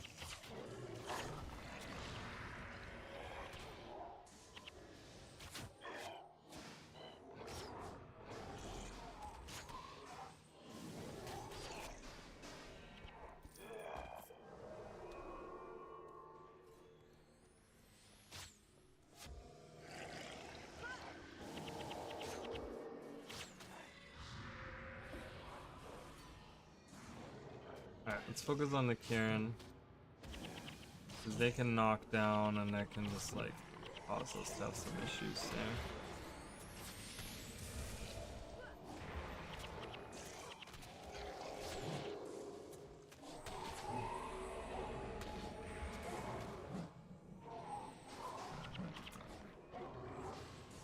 No, Ridlock! Oh. It was the, again, it was the flesh golem. I never realized I can never, this thing. Is it here, or is it coming out? Oh, it's right there. There's a little, you guys see it? There's a little kitty cat. Sleeping. Oh, so cute. You can see a couple of them throughout Canning City. You can see some of them hanging out here and there. There's another one right there.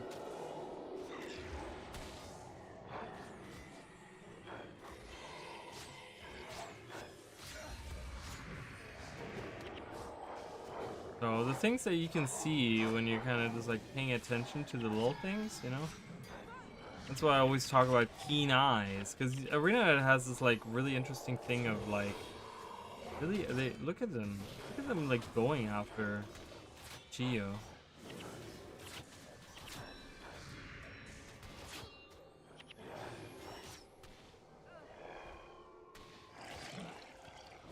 But yeah, Arena is really good at like adding these like cool details. Okay, there's High G, the last one.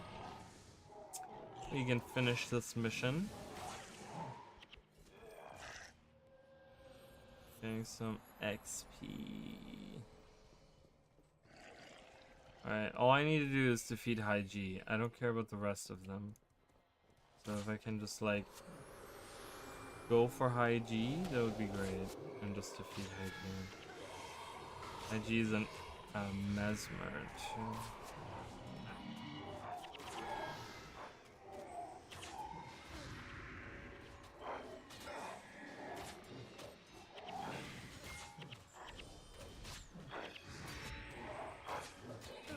Did it! Done.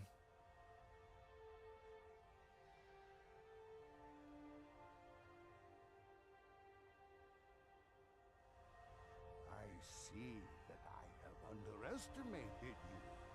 I'll say. Forgive my harshness. There are those who take the power of the stars for granted. The Celestial Ministry, perhaps? I see you have encountered them already. Unfortunately. The Ministry are nothing more than an overfed bunch of paper pushers, good for little other than playing parlor tricks at a Naga cub's birthday party.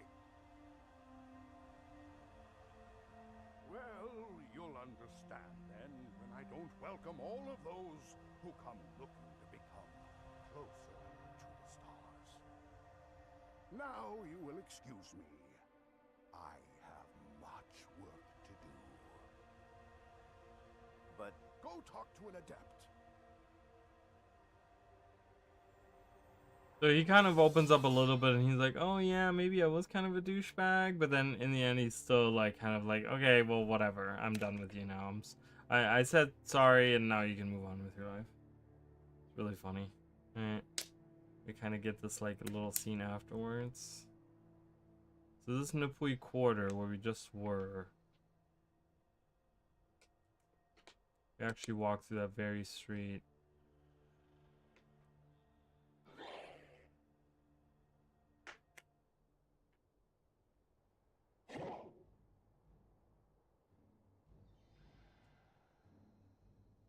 And look who it is. Shiro standing up there.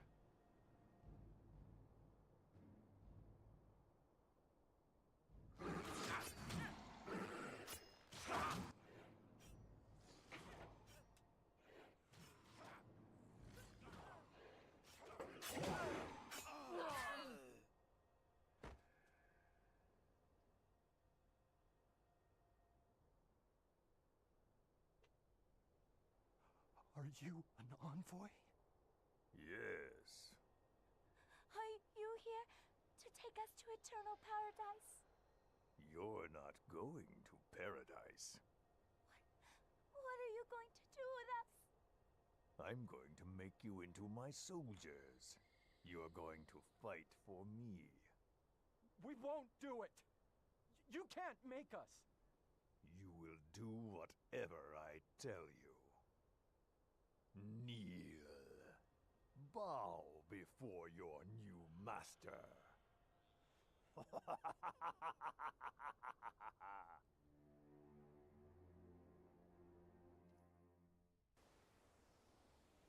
Ooh, and we see a little bit more of Shiro's evil plans. Alright, we're level 20. Yay! Nope. Alright, let's sell some stuff. I'm full on money.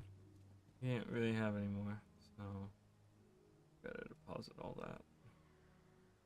Let's sell this. Oh, you have too much money.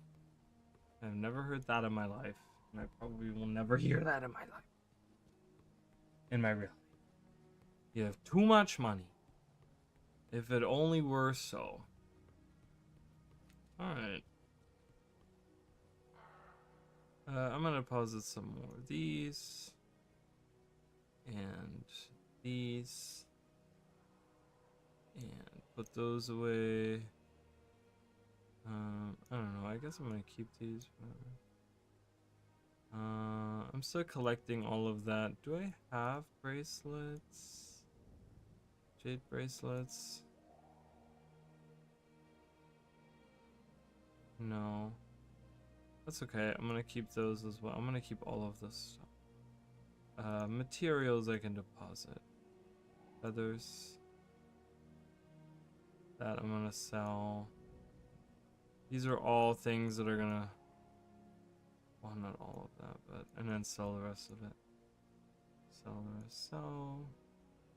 Oh, I gotta talk to him again. Deposit. I can't sell anything because I have too much money.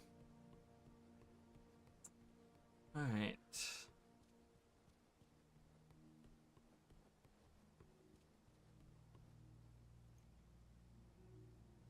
Let's try that again. Sell. Alright, coolio. Oh, I'm back to 400 gold already. Alright, let's do... There is a skill person here. I cannot change my professions, but I don't want to do that. But there's a skill person here.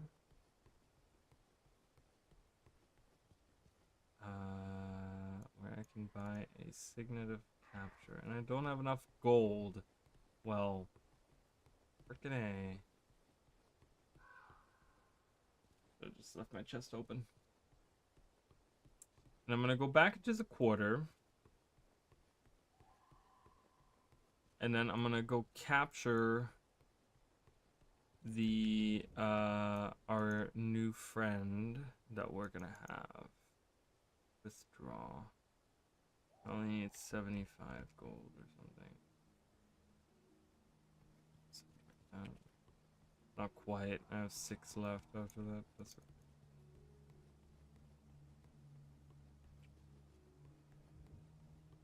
Oh, that's not bad, that antidote signet. Signet. Cleanse yourself of poison, disease, blindness, and 1 additional condition. Pretty good.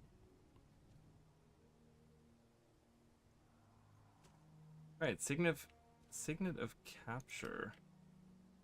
We're gonna capture ourselves something really cool that I can't use until I actually get the lurker. So, because it's gonna be a Beastmaster. So we're gonna, right after that, we're gonna have to. I'm not gonna do the side quest or anything. I'm not gonna pick that up. I'm gonna go straight for,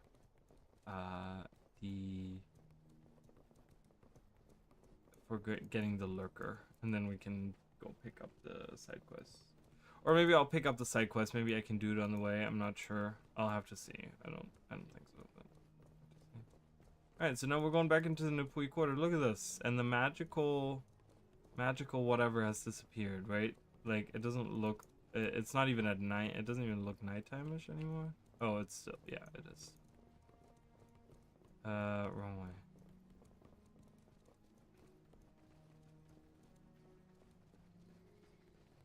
So it's kind of really strange, you know? The whole idea. Oh, I'm level 20 now. I can't use that item. Goodbye. You served me well.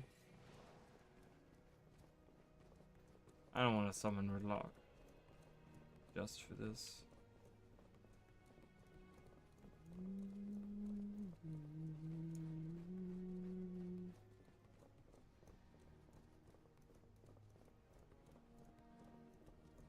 Nupui Quarter also has like a really interesting area here where there's like these burning buildings. Look at this. There's a whole district that's like on fire.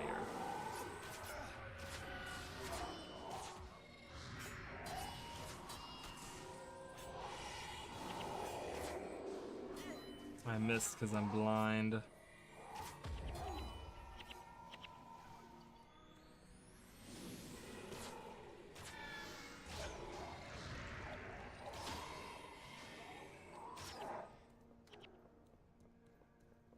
Yeah, it's really cool, and you can like walk through this, and it's just like crazy to think that like this huge part of the city is just fire. I'm not going the right way. I have a feeling I'm not going the right way. Yeah, I think I'm supposed to go up here, actually. That is indeed where I'm supposed to go. Isn't that correct? Yeah.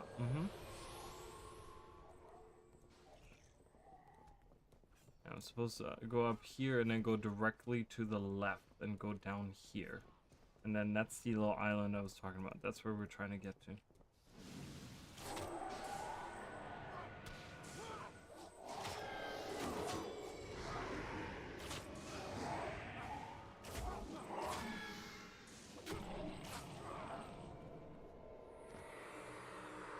No more Celestials. We're back to dealing with Jade Brotherhood and Ampha. So the Ampha are on the lower end, as you guys kind of saw, right? Like on the lower path. On the higher path, you always find the Jade Brotherhood. So that's where it's like they're opposing in the level that like the Ampha come from the Undercity and whatever, right? And the Jade Brotherhood comes from like up top in the higher levels.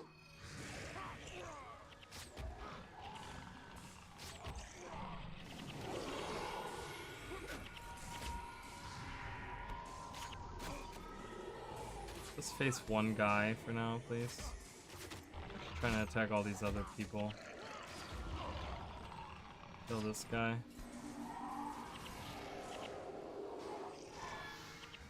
Blocking everything. That's Double Dragon right there. I was talking about that earlier. That little circle right there. That's Double Dragon. This mage was using it.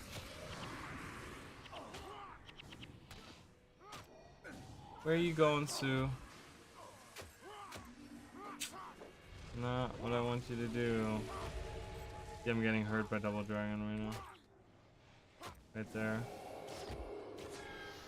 Invoke the power of the dragon. But that's also another reference to two dragons. Remember that, right? Like, I was talking about, two dragons, right? Double dragon. I mean, I know that's supposed to be a reference to the game. But I'm summoning Ridlock. I'm done with this. Report in. Kill them, Ridlock. Do it.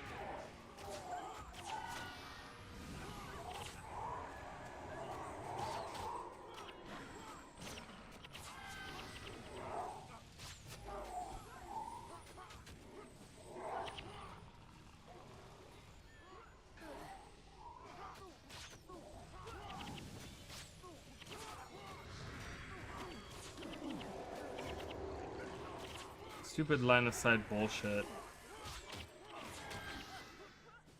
Oh my god, now we got another group involved? Holy crap. So many enemies. At least I got another bracelet. But both of my healers are dead. So that's nice.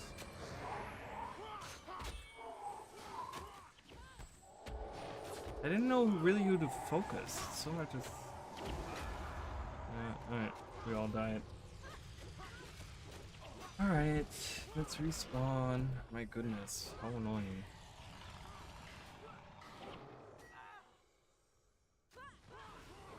And now I can't summon Ridlock back. Oh wow. Yeah, they have all these knights, and knights can be really annoying when because they have high armor. And if they gang up on you, you know, they just like they block everything, and they just like they can do a ton of damage. Alone, like they're not that strong, you know, but you get a group of them and they all hack away at you. Oh my god, so bad, so bad.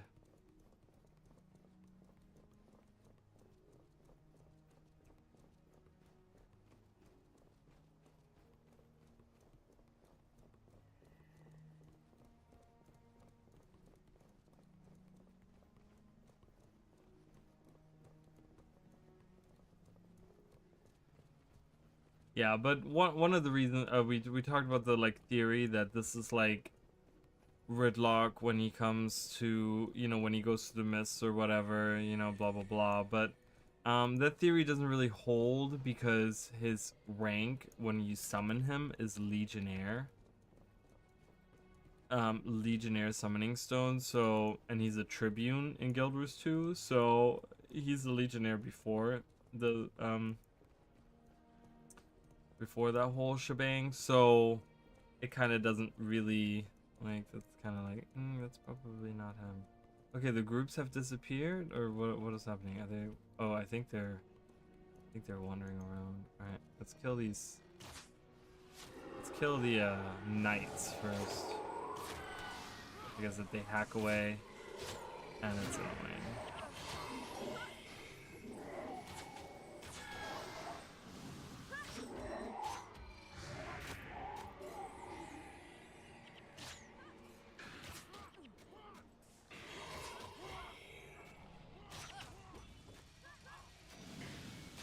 Kill the knight, please. Oh my god. See, they're killing us so bad. This is awful.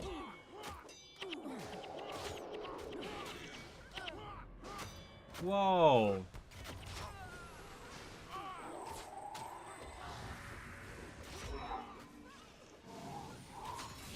So strong. Holy crap.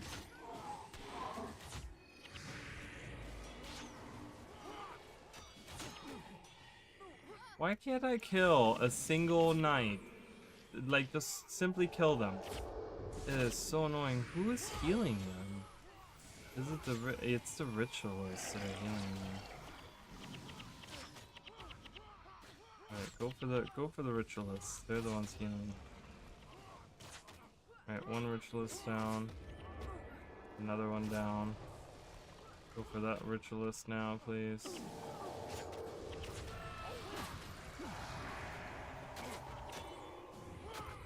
Alright, let's go for the mages. That way they can't cast double dragon anymore, which is also annoying. Helping out the soldiers in the group.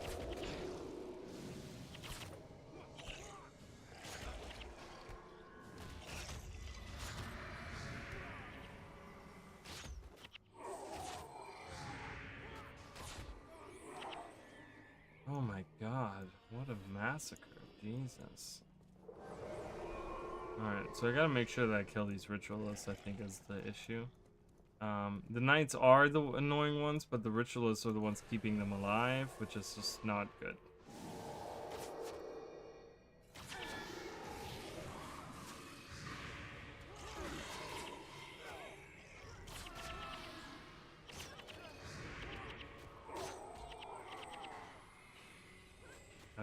Ritualist.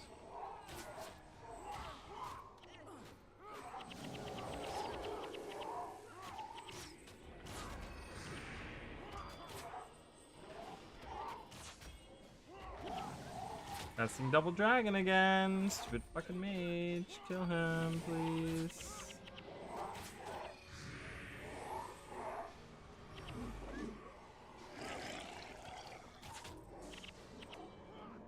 Okay, that was the strategy right there. Always kill the healers first. I just didn't know who the healers were until I realized that he's at 4 mailing. Oh,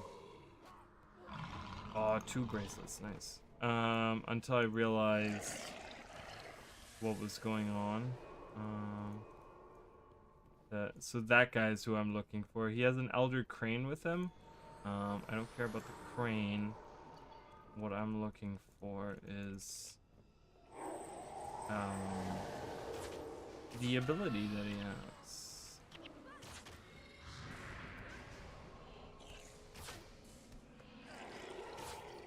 I'm just glad I'm getting a lot of these bracelets. It's good. It's gonna be good once I get my mesmer heroes and stuff. Are you ready? Ready to equip them with good stuff.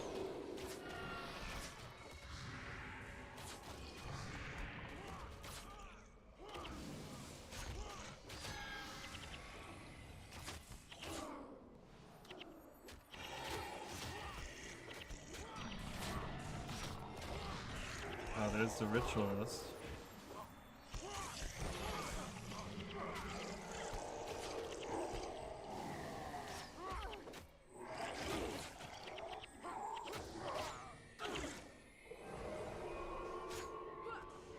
Dragon's strong. Jesus. I wonder if I can Wait a minute. If I can...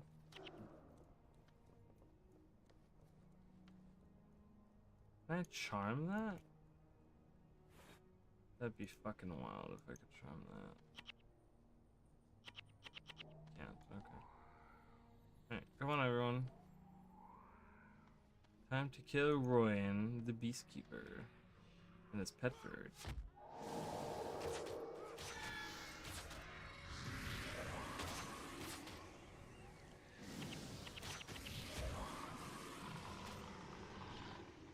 Okay, you guys aren't hitting anything like this. Come on up here. There you go.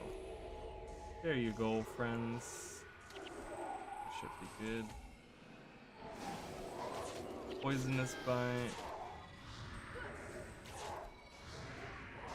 Dead. Alright, let's capture the ability and ranged lunge. Your animal can resume applies deep wound to target for 7 seconds. Yes, that's actually really nice. Deep wound condition for a long time like that. Fantastic. Alright, so all we need now is to go get ourselves a pet. So I think I'm gonna go back to just having pet stuff. Which is probably like not a good idea, but okay, hold on. Get rid of everything. Let's put Beast Mastery, Expertise. Right. Let's try to do it this way. Yeah, so yeah, that's good. Because Expertise is gonna help me with getting, requires 9 marksmanship. Okay, let's swap these. There we go. That doesn't really do anything there, but that's fine. Yeah, because this requires 9 marksmanship, so it's gonna be good. Okay. Let's get rid of that. So that's my point distribution there.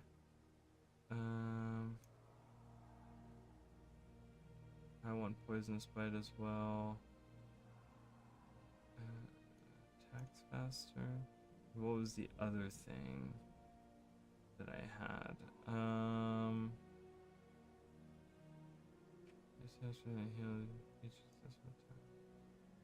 Is that a predatory bond?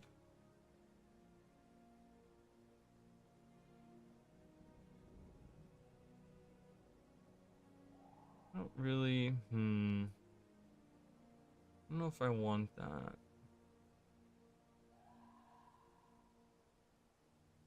Pounds.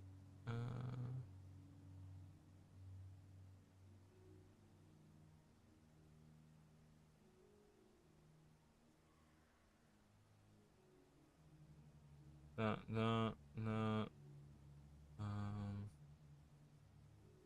Heal. I'm gonna bring Resurrect. A self-heal. And one more.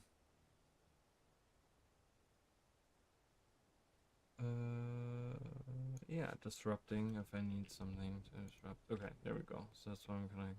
I just want one shout because I was casting like both shouts and it was draining all of my energy like way too fast. Now that you have become Winasu, you can seek the advice and assistance of Kantha's ancient heroes. Travel to Tanakai Temple and speak with the spirits who reside there. So now that we can communicate with the spirits, they're not just like, oh, okay, now go after Shira, but they're like, no. Now you can communicate with like people from beyond the mist, and you can ask the ancient heroes of Kantha to help you with that. Which is really cool. I'm actually gonna take Charm Animal with me because that's what I'm trying to do. All right, so we're actually going right where I need to go. For my pet. So I was trying to enter. Where was the gate? The gate was right there. I was trying to get into this right here. So this is really cool because the Undercity is right underneath this, and you can actually, and I've talked about this in the video. I don't know if it was in the comparison streams or pre End of Dragons or something. You can actually look down right? Like that's an area. I think that's an area that you can actually visit in the Undercity. Like maybe not this area. I don't think that area. But there's certain areas that like you look up and you can see the bridges from the Skyway. I think it's actually over here, the next set of bridges. Alright, we have a boss coming. Oh, I don't have a pet, so sorry guys, you're gonna have to do the heavy lifting on your own. I'm gonna summon Ridlock nonetheless. This is tough because this guy is like the healer of the group.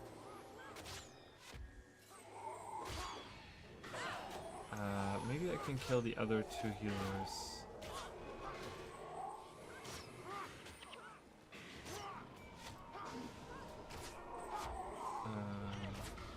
Okay. Yeah, if I kill the other two healers, then he can't get healed. I'm hoping at least. Okay, there we go. Nice. Double-bladed axe.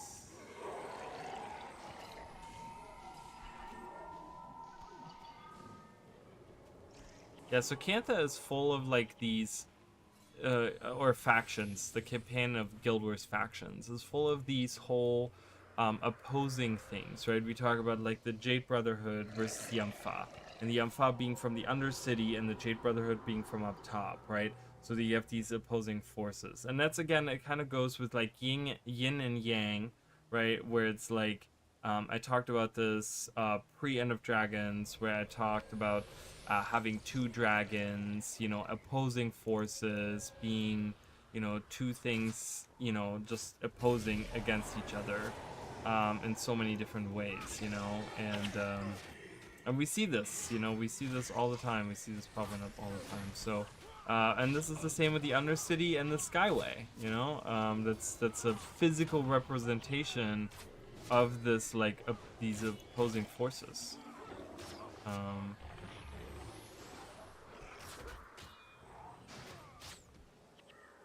Ooh, skeleton shield. Nice. I think that was at some point in time one of the rarer skins, or a variation of that skin, maybe not that exact skin.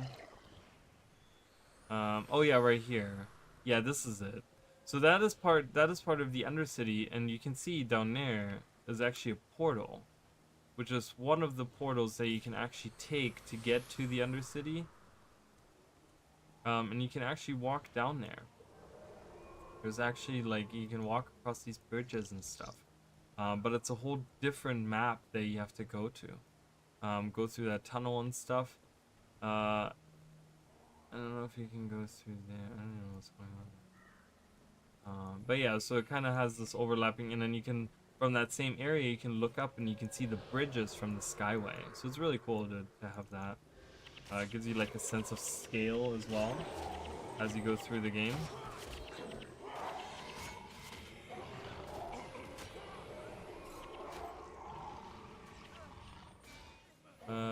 Is there a healer here? There's not a healer here.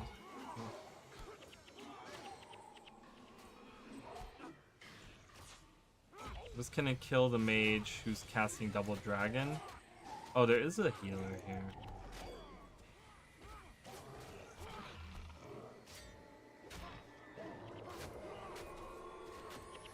Everyone. Oh my god. Okay, whatever.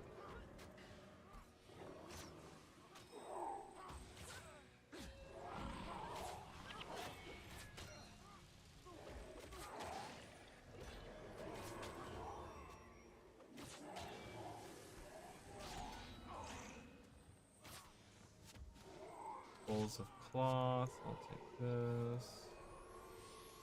Blue sugary drink. I'll take that.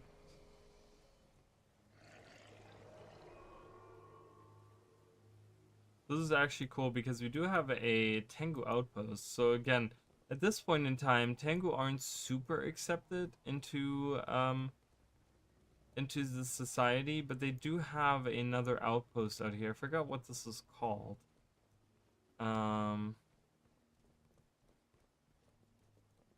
Let's see if this is the Roost, known by the locals as the Roost, in favor of a refugee camp. This parcel was granted to us during the peace talks that ended the Tengu Wars. Surely the Emperor is unaware of this decision. As a Tengu, I have very little influence to stop this. Yeah, so the Celestial Ministry is trying to demolish our community. So, you can aid them. So the Celestial Ministries, they're full of douchebags, and like I said, we hear a little bit of the animosity between the Celestial Ministry and the Oracle, and the rest of the people even. You know, it's not just the Oracle. You know, the Oracle talked about, oh, they're just like useless, like overfed, you know, office workers who don't do anything, and they only care about their paperwork and, you know, that type of stuff. But it's like the rest of Cantha too, and that's why eventually, like a couple emperors later, you know, when the first female, you know, leave it up to the first female empress to finally have like some sense. But you know, she comes into power, and immediately she demolishes the whole Celestial Ministry, the whole system. With the, you know, at the time, the Ministry of Purity following that as well. And that starts like the civil war that we see when we do like Zunra's like achievement in Guild Wars 2. You can do the little achievement in Zendaijun and stuff like that, and you can kind of go around and experience these old battles and stuff, and that's kind of what we're experiencing, is the forces of the Empress kind of fighting the Ministry of Purity, because yeah, there's no need for them anymore. So yeah. Oh, maybe they're gonna drop bracelets. Probably not, but who knows? Nope, a sparkler. Fuck that sparkler. Alright, moving on. Alright, so I think I'm gonna get the minion. I'm gonna finish up this quest. Oh yeah, we're gonna get the minion, finish up the quest, and then we're gonna go to the next outpost, which is Tanakai Temple. And then I'm gonna end it here today. So we have like another 10 minutes, 15 minutes or something, so it'll be a nice, like a little bit over 4-hour stream, which is pretty nice. Like I said, I don't know if I'm streaming tomorrow. Probably not, but I don't know. Alright, so I gotta find, you know, I guess stay tuned, guys. You know, make sure you follow or you subscribe and you hit the bell to know when I go live. I also tweet over on my channel when I go live, so make sure that you follow all of that. I don't tweet a lot, but once in a blue moon I do tweet. Oh, my cat is just woke up and she is wanting attention. God, do you hear her scream? She acts like I don't feed her, I don't give her anything. Like she has, oh, there's 2 rocking chairs now, both just rocking back and forth on their own. Creepy. I'm looking for lurkers. I think they're further. I think I need to go down into the like water area. There's a boss down there.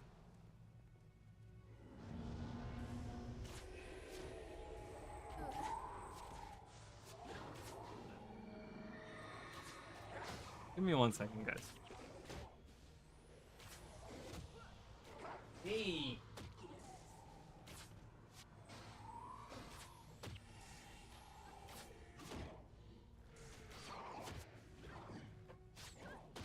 Oh, she's screaming downstairs, but at least it's not. I mean, she was like freaking out, like screaming on the top of her lungs. I'm like, holy crap.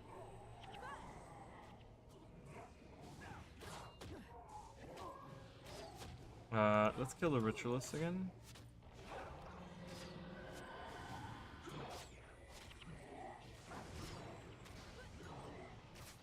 Yeah, this group is super defensive. But yeah, with me not having a pet, I'm also not doing a lot of damage right now. So that's another thing. I'm just kind of, I'm kind of taking a little detour Because I'm just looking around for a lurker somewhere, but... Ah!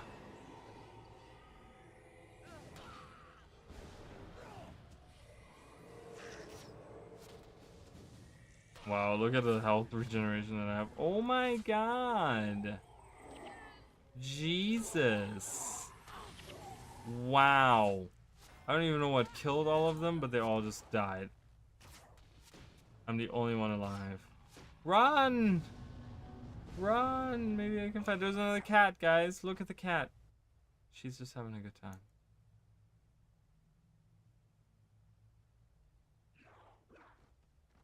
Wow. I don't know what spell they used, but my team was just like demolished in 3 seconds.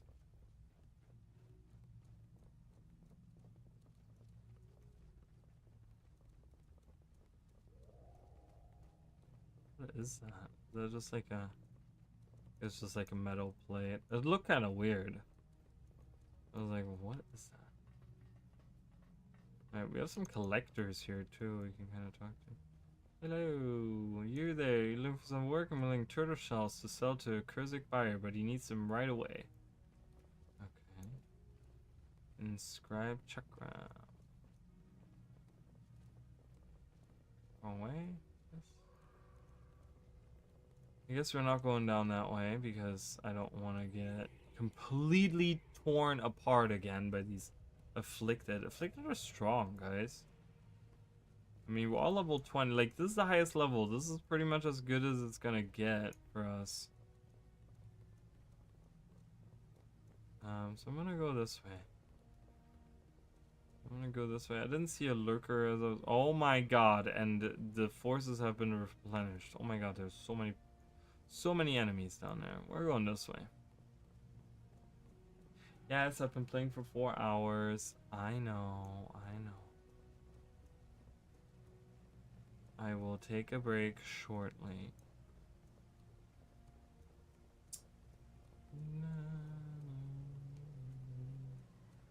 I think they're down by the water.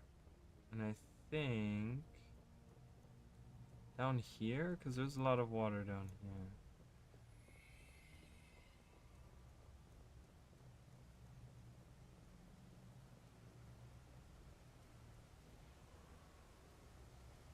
I'm guessing maybe down... Oh, you know where they are? I know where they are. We're going right to where they are. And we're not going there right now. It's kind of... this kind of sucks because it takes you right to where the next outpost is. This mission. That's what I'm talking about. What sucks. It takes you right to the outpost, but then it takes you away because they're like, oh, well, you can't go in there yet because you need to help, like, Nika with something. I don't fucking know. Some stupid stuff like that.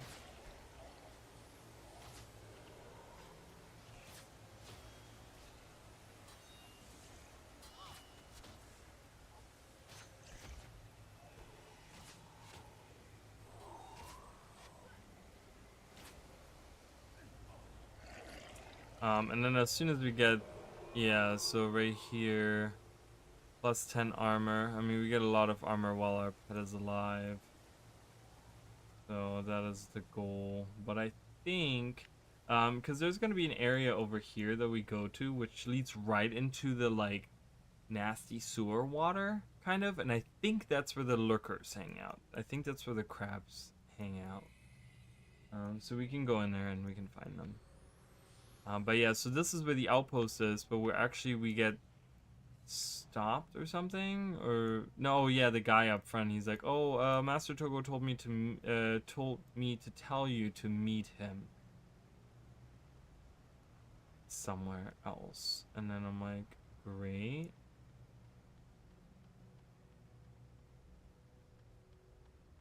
Ooh, yeah, I'm getting tired. All right. Yeah, so he says, you cannot enter... Oh, yeah, only those of noble blood can enter this holy place. So you tell me you're friends with the Emperor's half-brother, Master Togo? Sure you are, and I'm the Emperor himself. As I said before, no one... Yeah, so he doesn't believe us. So we then have to go and... find Togo, who's hanging out with Menlo right now, and they are defending because they kind of let us go off on our own when we were trying to become closer to the stars. They kind of were like, oh yeah, go somewhere else and do that on your own, and we were like, okay. Oh, Brother Menlo actually appears. And he actually tells me, psst, over here, keep your eyes open and your weapons at the ready.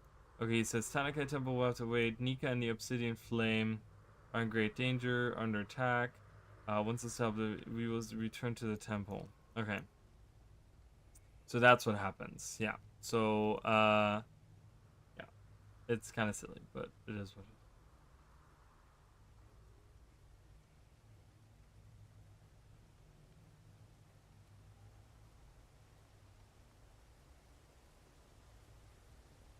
I forgot where Menlo actually walks. Does he go this way? I think he goes this. No, he doesn't. He goes that way. I'm fighting needlessly. And he can't die, so I have to like kind of just ignore them. Guys, please, I need everyone to... Oh my god, they're getting body blocked. That's what's happening right now. They're getting completely body blocked. This is so bad. This is so bad right now. I know. I gotta go after Menlo. He's gonna die. Who's by himself? Oh, one of my healers. Great. Oh, Menlo waits for us? No, he doesn't. Oh, he looked like he stopped for a second. Okay, maybe if I walk away far enough, he'll stop. I just gotta hope at this point, because...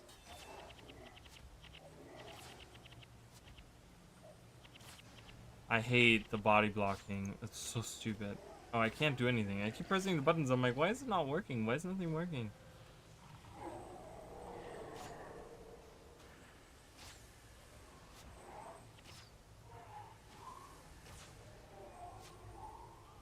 Okay, cool. Okay, Menlo, are you alive? Menlo's alive. He looks like he's alive. We just gotta catch up with him before he dies. There's some afflicted. I'm trying to not fight them. Where is Menlo? Oh my god. Did he? Oh my god, he passed through the enemy. So that's another thing. That's like another weird mechanic in this game, and you can actually have that work in your favor. So Menlo walked past here. So he walked past these enemies because the enemies, they don't attack or something, or they don't exist or something. When they're not in your sight, when they're not in your radar. So Menlo, he keeps walking, but the enemies aren't actually like attacking. Like they kind of, I don't know if they like not exist or if they don't attack or something. So you can kind of like someone, like a person that you need to defend, if you can get out of view, sometimes they're able to just survive on their own. Because they don't encounter any enemies or something. I don't know. I don't really know how it works, but yeah, so this is pretty much what just happened. Is that, see, because there's like afflicted on the way and stuff, and he definitely went down here because he went right over there, so, but yeah, there's...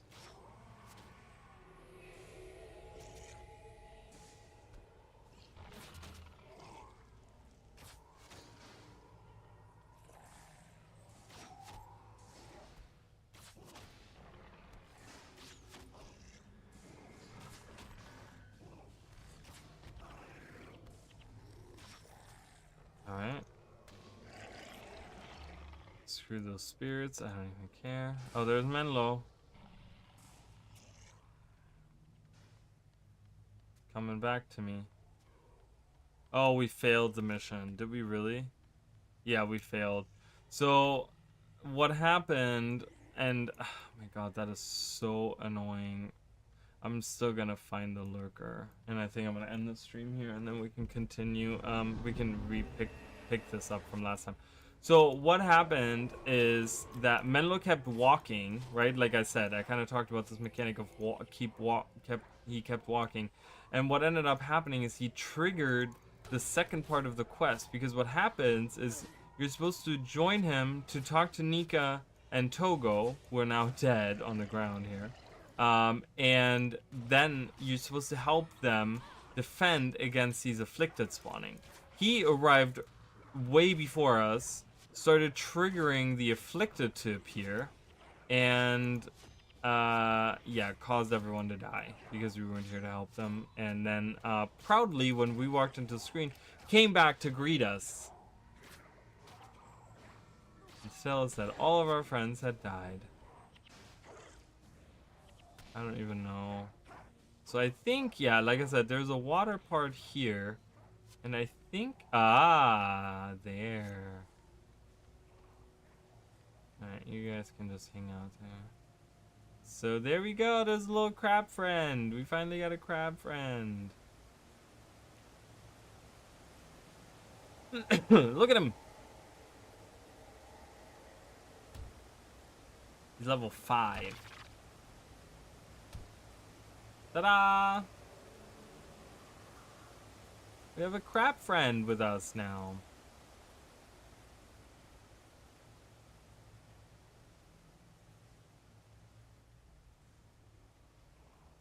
Hello.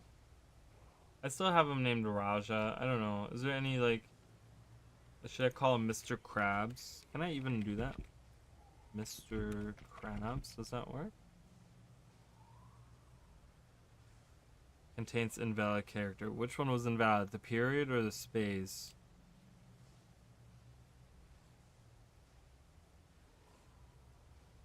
Mr.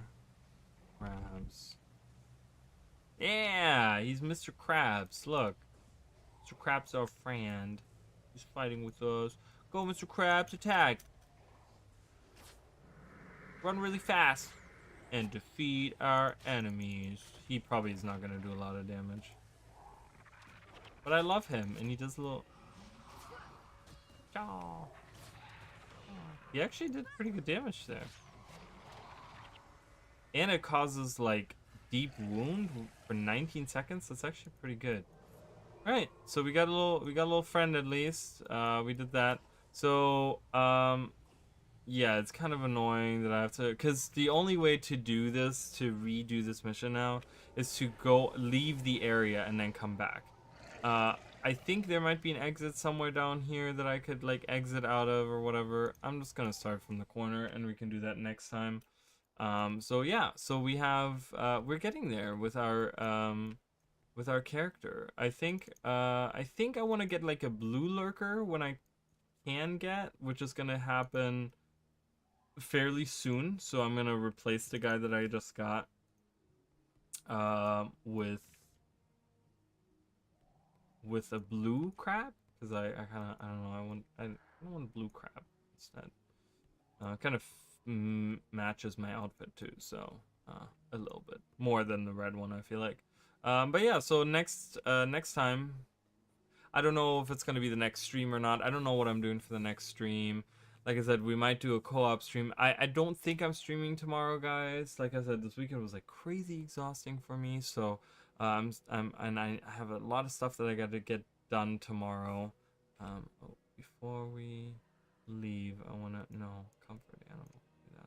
Okay. So I don't think that I'm gonna do a stream tomorrow. But then I'm probably gonna do one on Sunday, I'm guessing. We'll have to see how it goes, and I don't know if my sister and I are gonna do a co-op one on Sunday, or if I'm gonna do more of this, or if I'm gonna stream something completely different. I don't know, we'll see. But yeah, thank you guys so much. If you guys haven't subscribed to the channel, I would really appreciate it. Make sure you watch those shorts. I'm gonna be working on more of them. I've said before that I'm working on some videos. I haven't like the last week I haven't worked on a single video. I haven't done any of it, but there is some videos that I've been wanting to do that I really want to get done, and so hopefully I can get those done at some point. But yeah, anyways, let me know what you guys think of all of this. And like I said, we have I talked about, if you go before, you know, I kind of talked about the streams that I have planned for Guild Wars 1. So there's plenty of Guild Wars 1 stuff coming, some mixed with Guild Wars 2, and maybe at some point I'll do some Guild Wars 2 streams again, if I can find something else to stream, like, or if I could find something noteworthy. We should have in the next month the new release coming out, so I'm definitely streaming that. I would like to stream that for sure. So you guys can kind of see my impression of everything, and you know, it's the big conclusion of Secrets of the Obscure. It's coming out. I did not do the last release. I will tell you guys I did not stream that, but I've talked about what I think about it, you know, my opinions on it or whatever. But this next release is going to be big because I have a feeling that we're going to get a trailer for the next expansion, or at least some kind of info on it. You know, if it's not just like an info page, it's probably going to be a trailer, because that's usually what they do. They usually do on the last like episode of A Living World, or the last like release of something, is when they give us new info on the next thing coming. So we're probably a month away from kind of finding out more about our about the next expansion, about the next Guild Wars 2 expansion, and I'm excited to see where we're going, what we're doing, what's happening, you know, and it'll lead to a whole new things of lore discussions and whatever. So if you guys enjoy that kind of stuff, make sure you follow. And memberships are enabled. If you guys want to become members of the channel, I would really appreciate it. It would help me out a ton. You don't have to, obviously, but I do appreciate anyone that does it, or even considers it. And